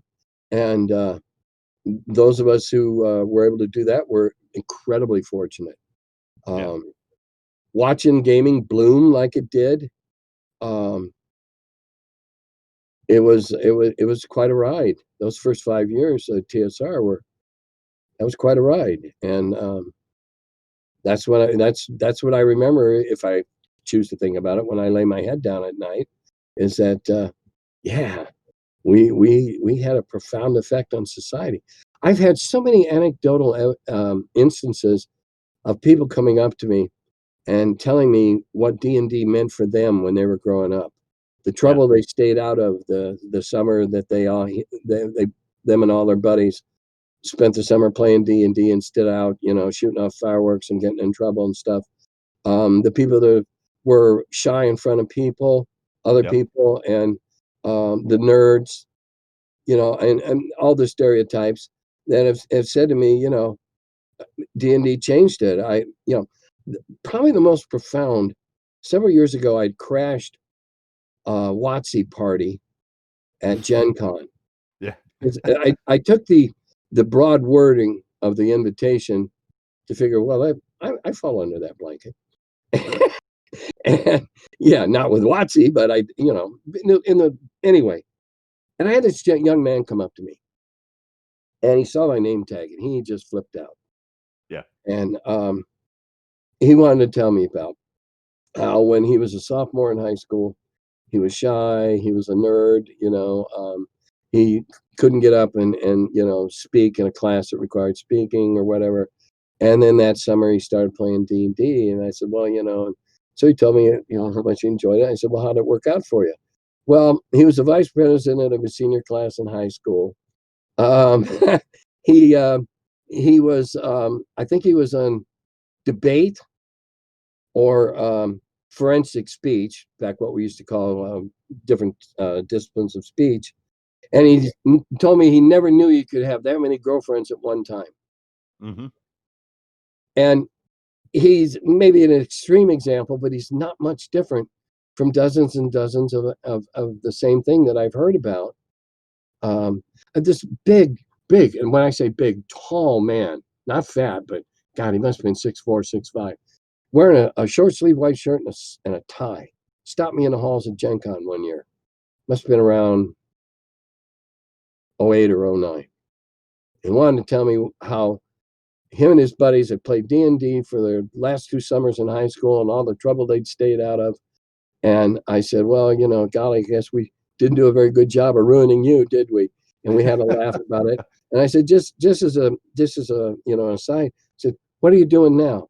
And he was a senior judge on the Federal Circuit Court for that part of the Midwest. That's awesome. Yeah. Yeah. I was like, wow, we really messed up on you. And we had another laugh. He went on, I went on, But, he was laughing about how it was going to, turn him into a devil worshiper and all that. Right. I laughed about that stuff, the Tom Snyder stuff. And, I ignored a lot of it because I wasn't aware of it, because I kind of dropped out of even pay attention to the hobby around, must have been 83, I guess. And I didn't, the crazy woman that thought her son died because of D&D and all that. I'd already dealt with a whole lot of that crap. I dealt with the first, wave of the religious nuts. Yeah. I can tell you a great story about that real quick. Oh, yeah, absolutely. Yeah. Well, there was now I was raised a Catholic, and I'm sort of a practicing Episcopalian. So I mean, no organized, denomination, any malice. But I've always felt that the more words in a church's name, the more likely they were to be out there. Right. Well, there was a church in Minnesota that had about 5 names. Precious blood of our Lord, and again, I mean no sacrilege. Sure. And they had a rally because they had learned that the children in their community were playing Dungeons and Dragons and devil worshiping and So they collected all the offending materials. And somebody went and got a big D7 or a D8 dozer. And they drove it to the church to run over and crush all those offending books. And they did. And they also ruined the $10,000 asphalt job that the church had just paid for, finally, in their parking lot. In their religious zeal, they tore up $10,000 worth of asphalt. Oh, wow. Yeah. And Brian Bloom, upon me reading this, because somebody sent me the paper clip out of the paper. Yeah. And it was out of some little weekly, small town paper. And I was reading it to Gary, and he was just having a hoot. And Brian came in, and so I read it to him. He goes, "Who's our distributors up there?" And we named a couple of our distributors up there. Better double their drop ships. And so we did. And you know what? They sold every one and ordered more because the kids just went out, bought the books again, and hid them. Yeah, So it cost that church $10,000 worth of asphalt, and however many more dollars the kids wheedled out of their parents to replace the books. That's a funny story. Yeah, I was definitely a victim of the satanic panic for sure. We actually did a whole episode on that. You should go listen to it. We had DM Johnny on here. If you've ever listened to him, he's a really good guy. He's got his own YouTube channel, and he came on and we talked about the satanic panic. And yeah, I was definitely a victim of that. I remember, when I got into D&D when I was pretty young. I was about 8, 9. What year would that have been? Well, I'm quite a bit younger. So this okay, was I won't hold that against you. Yeah, no. Most of the people alive today are younger than me. So. Yeah, so yeah, I'm a young Grognard. I'm always the youngest guy in the room when I go to I'm in my mid 30s, and okay. So I got into D&D in the mid 90s, and when I got into it, I was just I was spellbound by it. I was obsessed. Like I'm still that way. I get obsessed with things. And I came home and I was like, "Hey, Mom, Dad, I found out about this great game, Dungeons and Dragons." And back then, my parents aren't like this anymore, but back then they were very, very religious, and you couldn't ask for better parents in the world, by the way. Okay. Yeah. I just want to set the record straight. Just because they went to church too much doesn't make them. Yeah. No, I just want to set the record straight. If my parents ever listen to this, they raised me. They're still together to this day. Best parents in the world. You're worried that they're going to hear this. Okay. Yeah. I really don't care, but they need to listen to it, Cody. We need the followers. Yeah, we do. Yeah, Mom and Dad, come, please subscribe. But anyways, yeah, they were really against me playing Dungeons and Dragons. They had heard the stories that it was satanic and all this stuff, and so for years I played D&D in secret. I didn't stop doing it. I was just like whatever, and it was the one like first rebellious thing I did. And there were parents that if you told them you're going out to tip over trash cans instead of going out to play D&D, they'd have said that's okay. They'd have rather had you out tipping over trash cans than they would playing D&D. Yeah, they probably weren't that bad, but they were really against it, and they really and so for years I had this like stash of D&D stuff like hidden under my dresser, and I didn't stop playing it. And finally, I got to the point where I was just like, you know what, this is silly. And I just told him, I was like, hey, every Friday night, when I go out and see my friends, you know what I'm doing? I'm playing D&D. And they're like, oh, okay. So I was like, I'll tell you what, I've researched, and I did, that's kind of what started my journey into really delving deep into the history of Dungeons and Dragons was, I did some research on all this. I wanted to see for myself what were they talking about. And so I did. And so I delved really deep into it. And I was like, I'll tell you what, I'm going to write you a paper. I'm going to write you an essay about why this is all bullshit. And then I'm going to have my friends over Friday night over here. We're going to spend the night. We're going to play D&D, and you can watch and you can see what it's all about. And they agreed to it. So I wrote them like a 6-page paper about the history of Dungeons and Dragons and about basically the satanic panic and why, basically all this was horseshit. And then, the guys came over Friday night and we played. My mom and dad sat there and watched us play, and they were like, "This is what you guys do?" And we're like, "Yeah." And they were like, "Well, okay, well, this is great. Just keep doing what you're doing." And from Yeah, then you're on, not out drag racing or yeah, I mean, they saw, once they saw it, they realized that it was completely harmless. well, I had to deal with the Dallas Egbert thing. Yeah, yeah, That got so crazy yeah. that Gary and Brian and I started rotating weeks on who would deal with it. Oh wow, really?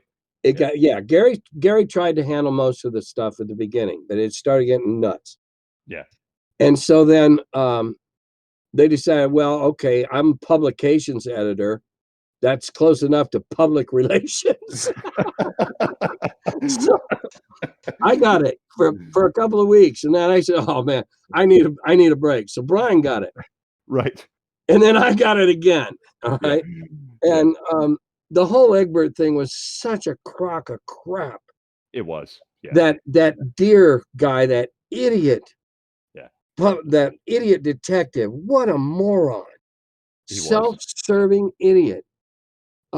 In fact, after that was all over, Deere's book's not true. Yeah. Because I had a writer for Reader's Digest from their staff get a hold of me and say, Right. "Hey, let's share some information. Why don't we?"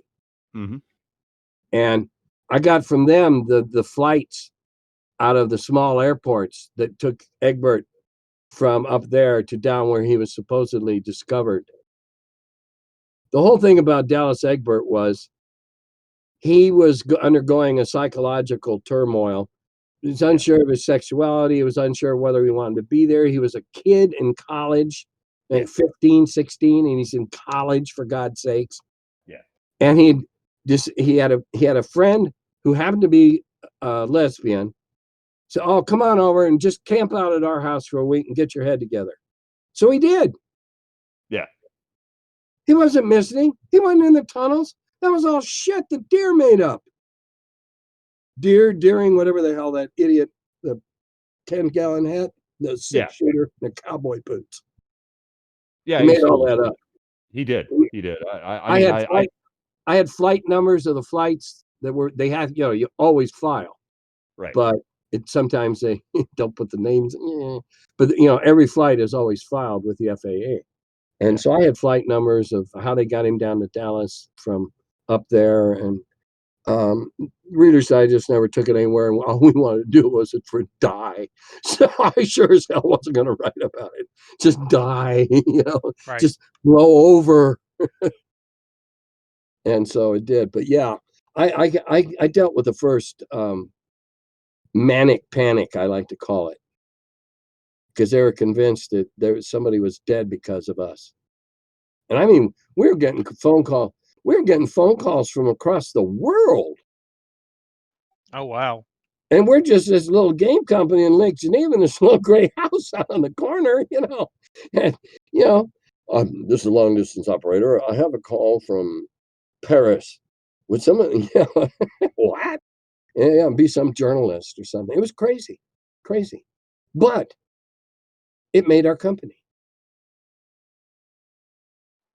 Right, because That publicity lit the fuse for the rocket. The rocket took off, we all grabbed on, and away we went.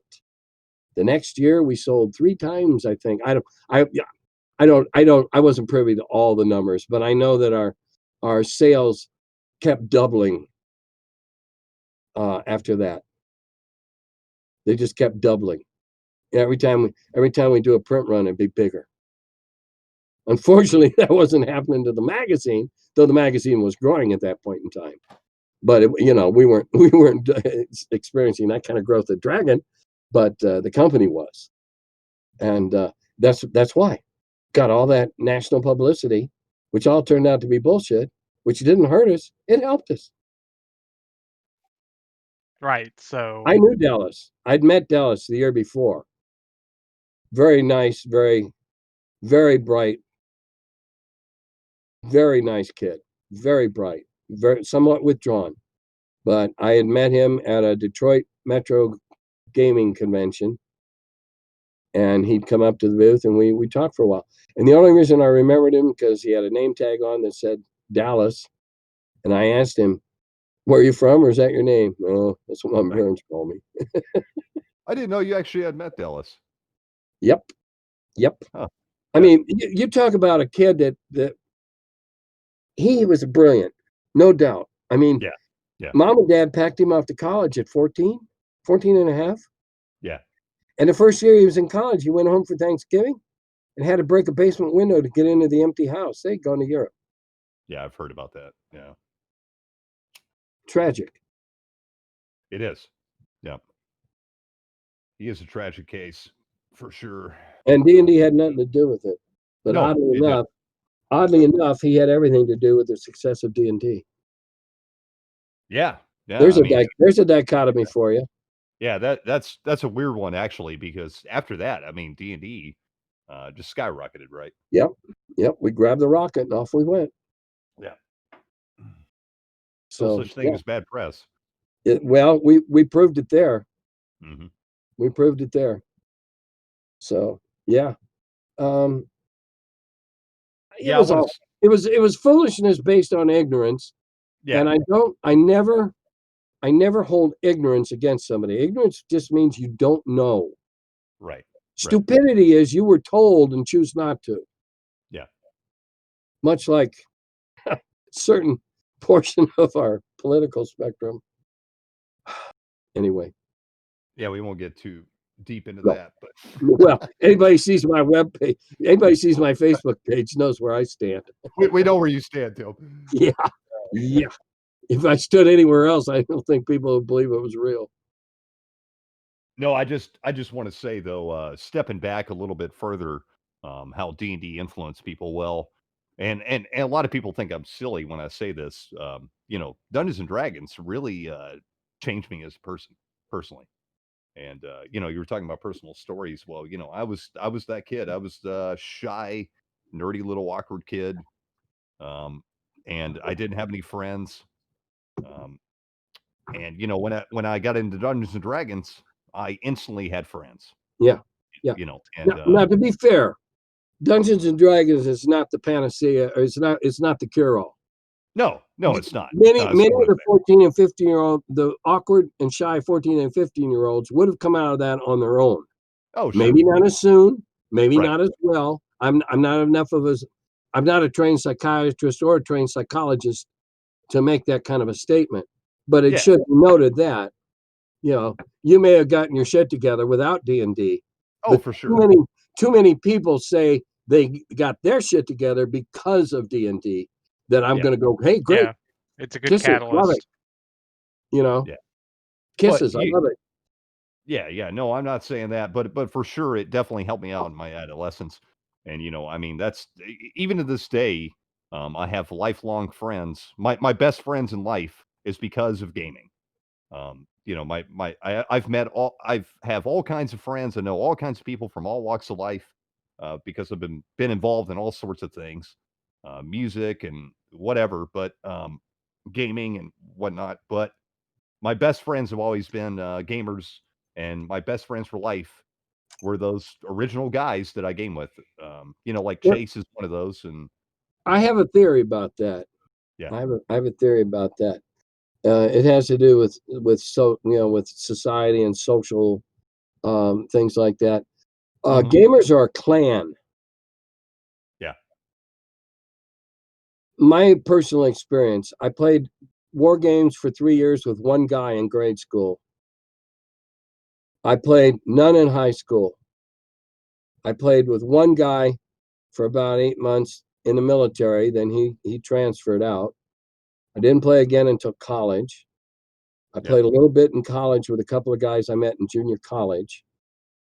And then I went to Carbondale, to Southern Illinois, and I heard there's a game club. Wow! So we're met on Saturdays and that. I went, and there were 12 gamers. Yeah. I had never seen that many gamers in one place. It just washed over me. These are my people. Yeah. And a couple of them had pocket protectors full of pens. Because you gotta remember, this is 73, 74, right? So Yeah. they had pocket protectors, full of pens and nerdy glasses and shit. But didn't matter. They were Yeah. my people. Yeah. And then in 74, when I went to my first Gen Con, because Gary conned me into coming up so I could try out this weird game and see this convention thing he was talking about. I didn't have a clue. And I walked into that horticultural hall and there was 250 or 300 gamers all in one place. I had a physical reaction. I had Oh, I bet. goosebumps all Yeah. over my Yeah. body. And I felt this warmth of like, I'm home. Yeah. I didn't know this many other game players existed in the whole world, Right. because it's 74, right? Oh, yeah. And it's a clan. We are a clan. If I'm fortunate, I get to go to 4 or 5, well, not this year, but on a normal year, I go to 4 or 5 cons because Right. I'm a guest, and whatever. And we have friends that we see at a con. Yeah. We have friends that we see at a couple. Yep. We have friends we see at all of them. Mm-hmm. And they're all family. And it doesn't matter if, okay, I saw you at Boston and now I see you at GaryCon. It's still like, hey, how you doing? Because golly, it's been 6 weeks. Yeah. You're reconnecting with the clan. Yeah. There's a bonding. It used to be honest, a little snobbish. The rest of you aren't smart enough to understand what we do. Yeah. Well, it's true. I admit it. Miniatures. Oh, when I was in Carbondale, the game club had never advertised at an activities fair. Yeah. Set up a booth or anything. I said, we're missing it, guys. So I borrowed a bunch of Tom Wam's 7 Years Wars figures. Yeah. And we set up a mock battle on a big table with a piece of felt on it.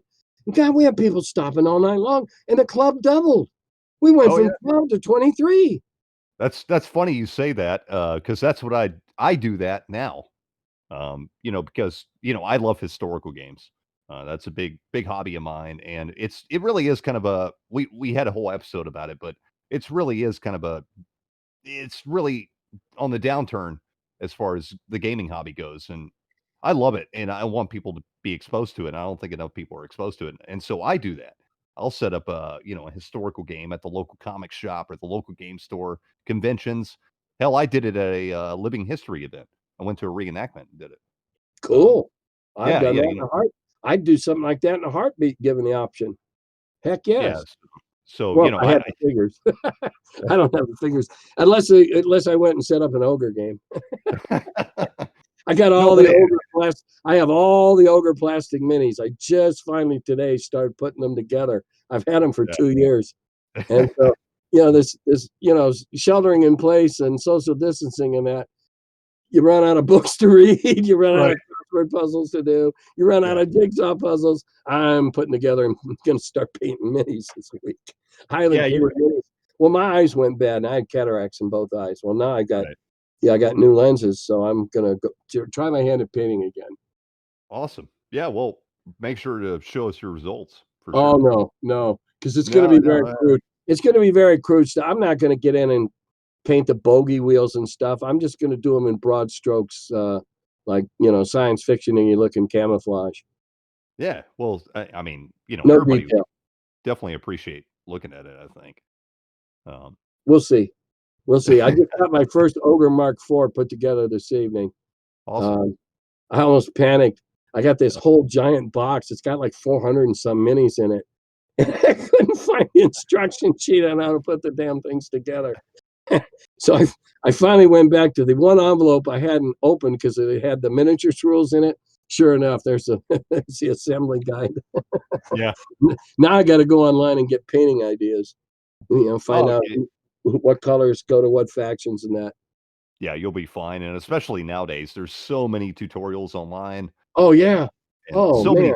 so many techniques have opened up that make it way easier now. Well, and a friend and I, before my eyes went bad, we invented a technique for fast painting units that I've since showed to a couple other painters who have just, wow, why didn't I think about that? But that's neither here nor there. I don't know. Painting minis. I'm not a minis person anymore. Yeah. I gave away 4,000 of them to that museum. Yeah. And I'm not going to fall into that buying more minis than I can paint. Right. Not going there. That I had that disease. I still have bags of stuff I come across every Oh, yeah. once in a while. I It's like, definitely yeah, got where that did I get disease. that? I So, definitely all got right, that. what other groggy kind of stuff? Yeah, I'm on my curmudgeon in the cellar, which is on YouTube, by the way. Yeah. I don't knock anybody's choice of what they want to play. If you're having fun, you're doing it right. DMs ask me a lot, how do I know if I'm a good DM? If your players come back week after week, you're a good DM because you're meeting their needs. Yeah. If you're meeting their needs, you're good. Absolutely. Yeah, I And agree. there's so many people that they hesitate to become a DM because they feel they'll lack that approval or whatever. Well, you won't know until you try. Right. And if nobody Yeah. comes back the second week, well, yeah, you screwed the pooch. Yeah, absolutely. I mean, I've been a dungeon master for a long time. Obviously, not as long as you have. But Very few people alive today. yeah. I mean, Hey, you're one of the originals. Lenny Lakofka is probably the only one alive today that's been a DM as long as I have, or Rob Yeah. Burns, But possibly. Yeah, anyways, Rob Burns. I like to see people do it, and I try to help them out. I give them feedback, and I want to see people succeed at it because, for one, I like every once in a while to actually play in a game. And, I want everybody to have fun and, I want everybody to be confident doing it. I think everybody should do it at least a few times, you know. Well, Uh, of all the games I've played, one side of the screen or the other, I've played probably less than 4% as a player. yeah, Because I was the DM at college because I was the only guy that knew the game. right. At first I was the only guy who had the game. All right. Yeah, And yeah, so for a long time, okay, so I got into the habit of being the DM and I got yeah, good at it. I enjoyed it. And I didn't play and I didn't play. And I didn't play as a player until I went to TSR in playtest. right. I'm Giroux of the Ash Staff in the village of Hamlet. Yep, All right, that was my character. yeah. Well, he was just called the Druid of the Grove at the time, and they made up dirty songs about me whenever I didn't show up, about how as a druid I loved everything in the woods. And if I didn't show up, they'd sing the new verses for me. I Right. think they spent more time writing verses Oh, for Tim the Lusty Druid than they did playing Gary's playtest. yeah. So, Yeah, I didn't. And then when I started going to cons, I'd be asked to play in a celebrity game. Well, I first started doing that for Doug Ray down in Texas because he was an early pioneer in simulcasting and stuff. yeah. So he was taping them and broadcasting them. It was at that night. And Mhm. so I said, sure, okay, I'll do that. And I had fun. And I've since done it a few. Jim Wampler sucked me into one two Gary cons ago playing Mutant Crawl Classics. I had a ball. Jolly Blackburn was in the group with me, and a couple of them. I'm forgetting names now, but we had a marvelous group of people that really really weren't all that serious about it. We were just there to have a good time. Yeah. Yeah. Which is what Gary's. I can't understand the people that go into a manic depression and have to be treated with drugs because their character died. Oh, yeah. Yeah. Yeah. Any Yeah. more than the couple that breaks up because of something that happens in a game. Right. Yeah. I've Yeah. known I never understood that. engagements. I know of 2 engagements that have broken up Yeah. Yeah. over something that happened in game. Yeah. And I can't tell you how many times I've heard of boyfriend girlfriend breakups, but these were actual engagements, rings, the whole thing. Oh, yeah. Are you kidding me? Yeah. And one of them was because his character decided to woo the elven princess that they rescued instead of wooing her character. Right. Oh, I've often said afterwards, I think he was lucky to find out just which way her wind blew long before he had a legal commitment. Right, exactly. Yeah, I mean, that sounds like deeper problems there. I mean, I've seen people do all kinds of shit. I've seen people throw miniatures across the room, almost flip over a table. storm out of the room. It's been rare, but I've seen some crazy, people have definitely lost their minds over it. About 2 weeks ago, there was a clip on Facebook.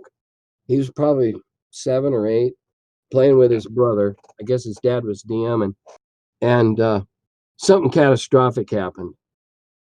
And he didn't want to believe the die roll, and he believed the die roll. Well, whatever the catastrophe was, he lost his favorite thing, his staff. Yeah.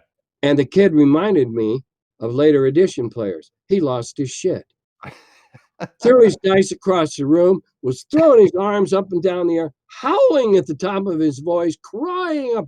I mean, huge tears pouring down his face. He just lost his shit because he had just lost his magic staff or whatever the hell it was. Because apparently it was the first time he found out that risk has consequences. Yeah. A good life lesson to learn now, kid. Not when you're 20. Yeah. Not when you're 20. Yeah, absolutely. Well, role-playing games are a good tool for that. Yes, they are. Good tool for a lot of things, and yeah, shit happens. Boy, if you didn't believe those 2 words before you played role playing, you certainly will after you do it for a few sessions. Shit happens frequently. Yeah, I never. I still see it today. Even with my group I play with now. People get really upset over losing a character. They get really concerned about it. I don't care. It's like, I'm going to do this thing and I don't give a shit. If I die, I die. I'll just roll up a new character. What's the big deal? Well, see, that is a big fundamental difference between playing then and playing now. Yeah. We always had a stable of active player characters. We never just had one, ever. Yeah. Because Gary was a stickler about healing, mainly healing. So if you got beat up and you took so many points in Gary's games, you had to go lay up for a while. Yeah. And so Gary, Rob had come through okay, I'm going to run such and such tonight. Who wants to play? We'd go to your stable and see who was able to play. Right. Who was in that part of the world, who was healthy. Yeah. And okay, I'm playing Bill tonight. Okay. Yeah. Bill bites it.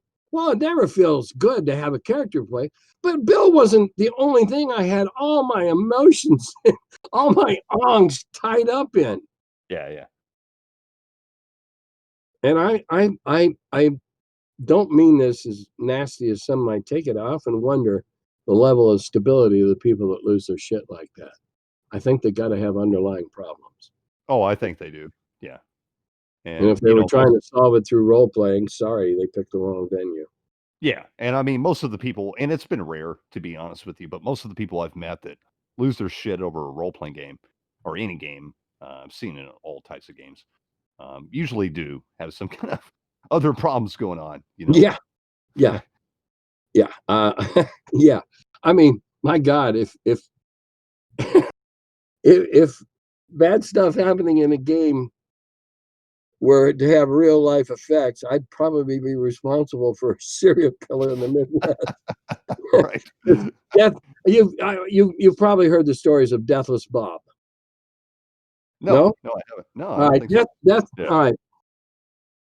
My game club at the college had for a sponsor one of the history teachers. Okay. And he kind of blackmailed us. He said, well, yeah, I'll be your sponsor this year and I'll sign off on you. Gotta let my son come play once in a while. And his son was like 14 or 15. He was a middle schooler. We're all college guys. But hey, we get this great big double room with a divider, air conditioning, and we get it for the whole day. Fine, we'll do it. So, and I don't even remember the son's name right offhand, but his buddy that came with him, he's immortal because I've written about him. He's Deathless Bob. Bob died every week he showed up. Every week. Yeah. There'd be a party of 6 walking along a trail and a boulder fell out of the sky. I'd roll random and it'd hit Bob. Yeah. Spear come out of the wall. it hit Bob. Right. Everything. We took a break. We were several months into the D&D campaign, and we took a break and decided to play some Boot Hill. So Deathless Bob figures, I'm just going to be an Indian on the reservation, and it's all going to be cool. I'm just going to keep my shit together. Yeah. So whoever was, I don't think I was running it, this game. I think somebody else was trying their hand at it. And Deathless Bob had to go into town and get supplies. So he gets on his he gets his burro, and he leads his burro into town. Now, one of the other player characters, one of the guys in the club, was playing this greasy bandito type guy who just hated Redskins. Yeah. So poor old Deathless Bob is walking down the street on the way to the general store. This other guy hates Redskins, stands up from the chair he's sitting in front of the sloot and blows Deathless Bob away with a shotgun. Just blows him up. Killed the horse too. Killed the burro too. Deathless Bob showed up again next week. Hey. And when Deathless Bob finally was alive at the end of an adventure, the whole group, and that was a big day that day. There was probably 9 or 10 players. The whole group stood up and applauded. Embarrassed that kid so bad. I didn't know the human body could turn that red without exploding. That boy was so embarrassed. We were offering him cigars and stuff. That's hilarious. I've told the story many times. Yeah. Deathless Bob epitomizes what's great about role playing. Next week, next time, would, should be different. Yeah. Yeah. It's never the same. Yeah, absolutely. Play Monopoly. You know which ones to pay off the most. You know which ones to ignore. Yeah. Okay. I like games, board games particularly, that have what I call infinite replayability. Right. You can play Ticket to Ride Europe again and again and again, and it's never going to come out the same. You can play War of Kings. That's a Kickstarter game I bought a few years ago. Brilliant games, up to 6 players. Yeah. These are the kind of games you want if you're stranded on a desert island. Yeah. You don't want Stalingrad because you know how it's going to end before you start. Right. All right. And I think the more replayability, the better the game. And so that's what I prefer in board games. I have a group. I'm very fortunate. I have a group of 5 friends. And until the pandemic, we would get together every other Wednesday in my basement, and we would play multiplayer games. Stuff like Power Station and Scythe and Ticket to Ride and War of Kings, and anything we could play 5 or 6 players, we would play. And we I don't know, you just, I don't know, I kind of forgot where I was going with that. Well, when I told you it was 5 players, I had to count them up in my head. Just a train pulled right out of the station without me. But I have found that if you stand there on the platform long enough, the train usually comes back. Right. Just got to be how long you want to stay. You still want to be there at 1 a.m. Yeah. But no, infinite replayability is what I look for in games. I found a sleeper board game, silly premise, hard as hell to win if you're playing with other good players. Yeah. Tasty Minstrel Games is the publisher. It's called Scoville. Okay. The whole premise is growing peppers, All right. crossbreeding peppers to get more valuable, hotter peppers. Yeah. That's all it is. Simple, right? Except that to collect peppers, to add to your collection, to sell, to grow, you have to walk and harvest them. And if you're going last that turn, good luck walking anywhere because everybody else is going to block you off. Yeah. Yeah. So it's got that screw your buddy that is just so necessary in a good multiplayer game. Absolutely. Yeah. Gotta have that aspect. Yeah. Scoville cries out to be computerized. Oh, yeah. It's so simple. Yeah. Walk between a red and a yellow, you get an orange. I mean, it's so simple. And they even added an expansion where you have your own little test lab. It's like your own little greenhouse, and you can grow in there too, and nobody else knows what you're doing in there. So it's mechanics are easy peasy, dirt simple.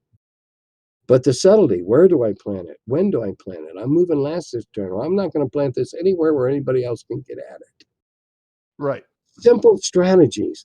And it never plays the same. It doesn't even play the same through the game because the turn sequence changes every turn. Yeah. That is the game that will have my heart always. Something I can play again and again and again and again, and I can develop tactics and all that. But at every turn, somebody will figure out a way to block that tactic inadvertently or on purpose. That's what I look for in a board game. Something I can replay a lot. Yeah, I You could like agree with you. you play any of the Commands and Colors games? I have played them. Yeah, I've played It's a Command nice Colors. melding of boards and minis. Yeah, And yeah, if you get a chance, play Samurai Battles. yeah. Samurai Battle's really good. I have played it. Oh, Yeah, I love it. I yeah. wrote a huge article for Gygax magazine, and I quit Gygax magazine because of what they did to the article. Oh, But really? Yeah. at the end of the week, I let Jason talk me into coming back. They had some person who was not qualified to be an editor edit my piece, and they cut about 30% of it, including the sidebar about the odd dice, which would have everybody, whether they cared about the game or not, would have read the sidebar about odd dice because it's like, oh, people know gamers are suckers for dice. Oh, yeah. You want to catch a gamer? Throw a bunch of polyhedrons out on the ground. Some gamer will walk by, bend over to pick him up, and you got him. Oh, yeah, for sure. It's like trapping squirrels. Oh, yeah. Throw the nuts out; they'll come. Yeah, any kind of interesting component, I think, will grab gamers. Yeah, well, if you play Samurai Battles, go online to the old Gygax site and get the corrected article that has all the parts in it, because what you cut out, it was somebody's wife. Yeah. And I quit. And at the end of the week, I let him convince me to come back with the provision that not only would no one ever edit my material again, no one on that staff would ever edit an article that I got somebody else to write for us. Yeah. So I got ultimate editing on my stuff and anybody I brought in. Well, she obviously did not know what the hell she was doing. Yeah, I mean, if anybody's gonna have the say on editing, I think you would. So. Well, I seem to have more experience than just about anybody alive today. Yeah, one of my favorite. I really like multiplayer board games. So one of my favorite games is Dune. I've never played it. Yeah, I think you would have a hoot playing it. It's so much fun. Yeah, I've converted everybody. It's an old game. It's from like 1979, Avalon Hill. Oh, I know it's an old game. I was still in the business. I was still in the business when it came out. Yeah. And but they recently re-released it, and it's the exact same game. And it's what I heard. Have you ever seen a game called Serenissima? I have heard of it. I've never got to play it. Oh, if you ever get a chance to pick one up cheap, grab it. Okay. Yeah. That is a very simple, very the rules are pretty easy. The combat's very abstract. Yeah. It's all about trading and getting monopolies. Brilliant game. Some really odd rules that make it fun. Yeah. And again, it's one that you only hardly ever see coming up on auction. I think it's been out of print forever, but you do see them every once in a while coming up for auction. I got mine at the Gen Con auction years ago. And it finally came up, and there it was, and I even got it at a decent price because Frank and I used to have a deal. If I was interested in the game, he'd auction it, and vice versa. And I actually got it for under what I was willing to go to. So, awesome. And I brought it home and taught it to my guys, and they loved it. Yeah, I'll keep my eyes peeled for that one. Really worth digging out. In fact, if I had a portable microphone, I'd walk you across my my game my game shelves and recommend a few more oldies but goodies, especially if you like multiplayer boards, because I Well, kind of specialize in those.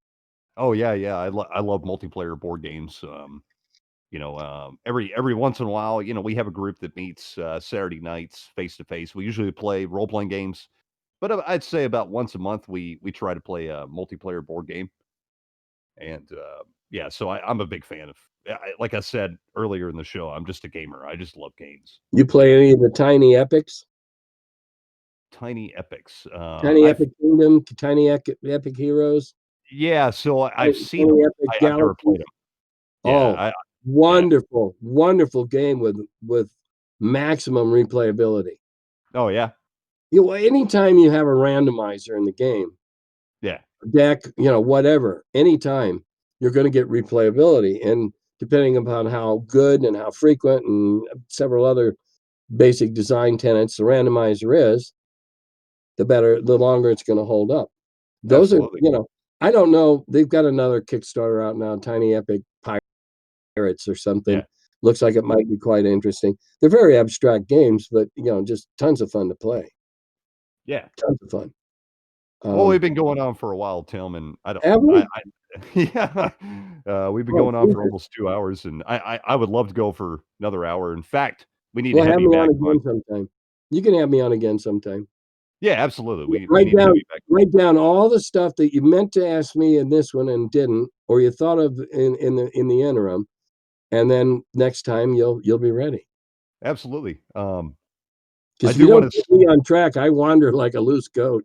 Oh, that's fine. Yeah, I love to have people wonder and talk. It's great. I mean, that's what the show's all about. It's just gamers hanging out and talking about games, and it's a real passion of mine, and I love it, and I love talking about it. I could talk all day about it. I frequently do. Yeah.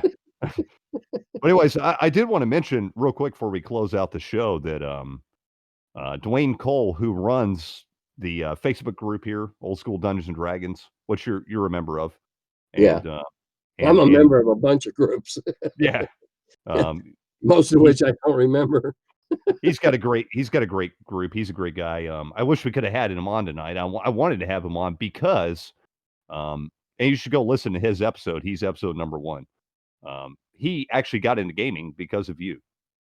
Oh, Uh, really? yeah, he grew up in Carbondale, Illinois, and when he was a young adolescent, he hung around the college there, and he saw you guys playing, and that's how he was introduced to gaming.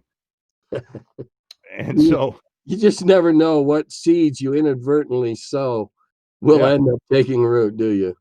no, yeah. So, It's amazing. anyways, it is. But anyways, yeah, I kind of wanted to close out the show with that note. And maybe next time you're on, we can have Dwayne on because I know Dwayne would love to talk to you and probably has a lot of really good questions for you. Well, the thief class was created by one of the guys in my original group. Didn't know Well, that? Didn't know that? Doug no, Schwegman. oh, Doug really? Schwegman. Okay. He was Hobbit. Oh, Big yeah. tall Okay. guy, 6'2", weighed Yeah. maybe 110 soaking wet, and he was the Hobbit in the group, and he ended up being the thief. That's It's a very interesting. brutal And uh, there's a little bit a debate of that. I'm not, we'll have to save this for another time because we actually had a guy on here a couple weeks ago that claims he was the creator of the thief class. Um, Well, it's in print yeah. in Strategic Review, Doug Schwegman. Okay. I don't care what Um, anybody else says. yeah. Yeah. No. The We first we published thief was Doug Schwegman's in Strategic Review, or a very early dragon. I can't. It was during the transition period, but it yeah was Doug, and yeah I had to be reacquainted with that information. I had forgotten it, quite frankly. It happened yeah. so long ago. But yeah, I went back and looked it up on my Dragon CD collection. Sure enough, it was Doug. And That's awesome. the druid class came out of a guy that played in our group too. Oh, really? Yeah. Yeah, interesting, huh? Yeah. It is. Yeah, I don't know who the other gentleman was, but the first published rules for a thief were by Doug Schwegman, Cool. and Yeah. We. I published them, so I guess I know. Oh, yeah. Yeah. I mean. Um, yeah, so we'll save that for the next talk, Tim. But I really appreciate you taking the time and coming on here and bullshitting with us. Hey, we're all sheltering in place more or less, or social distancing. What else you got to do? Right. Yeah. I'm sure everybody appreciates you coming on and just going to really enjoy this talk. It was a great talk. Um, Well, next but time have anyways, video. I'm much more entertaining in person. yeah, absolutely. We you know, this is you're kind of the finale of our season of Grognard Oh, Grumbles. okay. So we're actually going to be taking a break for a little Going on while. summer hiatus. Yeah, little hiatus. I need a little bit of a break. This has been a lot of work for me. I know. I do my curmudgeon. I've done 129 of them, Yeah, numbered ones. yeah, There's probably another half dozen that aren't numbered that we did like in a car on the way going somewhere or whatever. Yeah, I know how much work it is. Every Friday night, I sit down here and work out what I'm going to talk about tonight. right. Yeah. So yeah, this is kind of the season finale for anybody that doesn't know. I haven't really made an announcement of it, but I need a little bit of a break, so we're going to come back, and we're definitely going to need to have Tim on again. I'm very interested in talking about the probably. I really actually wanted to dig into your old group in Carbondale and talk about that a little bit, but we just didn't Well, have. that's the problem. I remember so few of them. Yeah. Um, one of the guys contacted me about a year ago, and he knew who most of them were. And then I didn't follow up, and I got to do that again, I guess.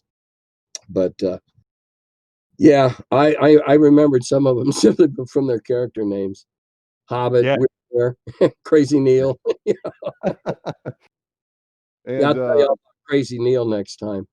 yeah, absolutely. And He was maybe next season one of we the can. he was one of the pocket protector guys with a funny Oh, voice. heck. Awesome. Yeah, maybe next season we can, we can switch to camera mode. Okay, Uh, that might be an option. I've already been thinking about it. But anyways, thanks again, Tim, for coming on. I my really pleasure. appreciate it. And thanks, Chase, for coming on.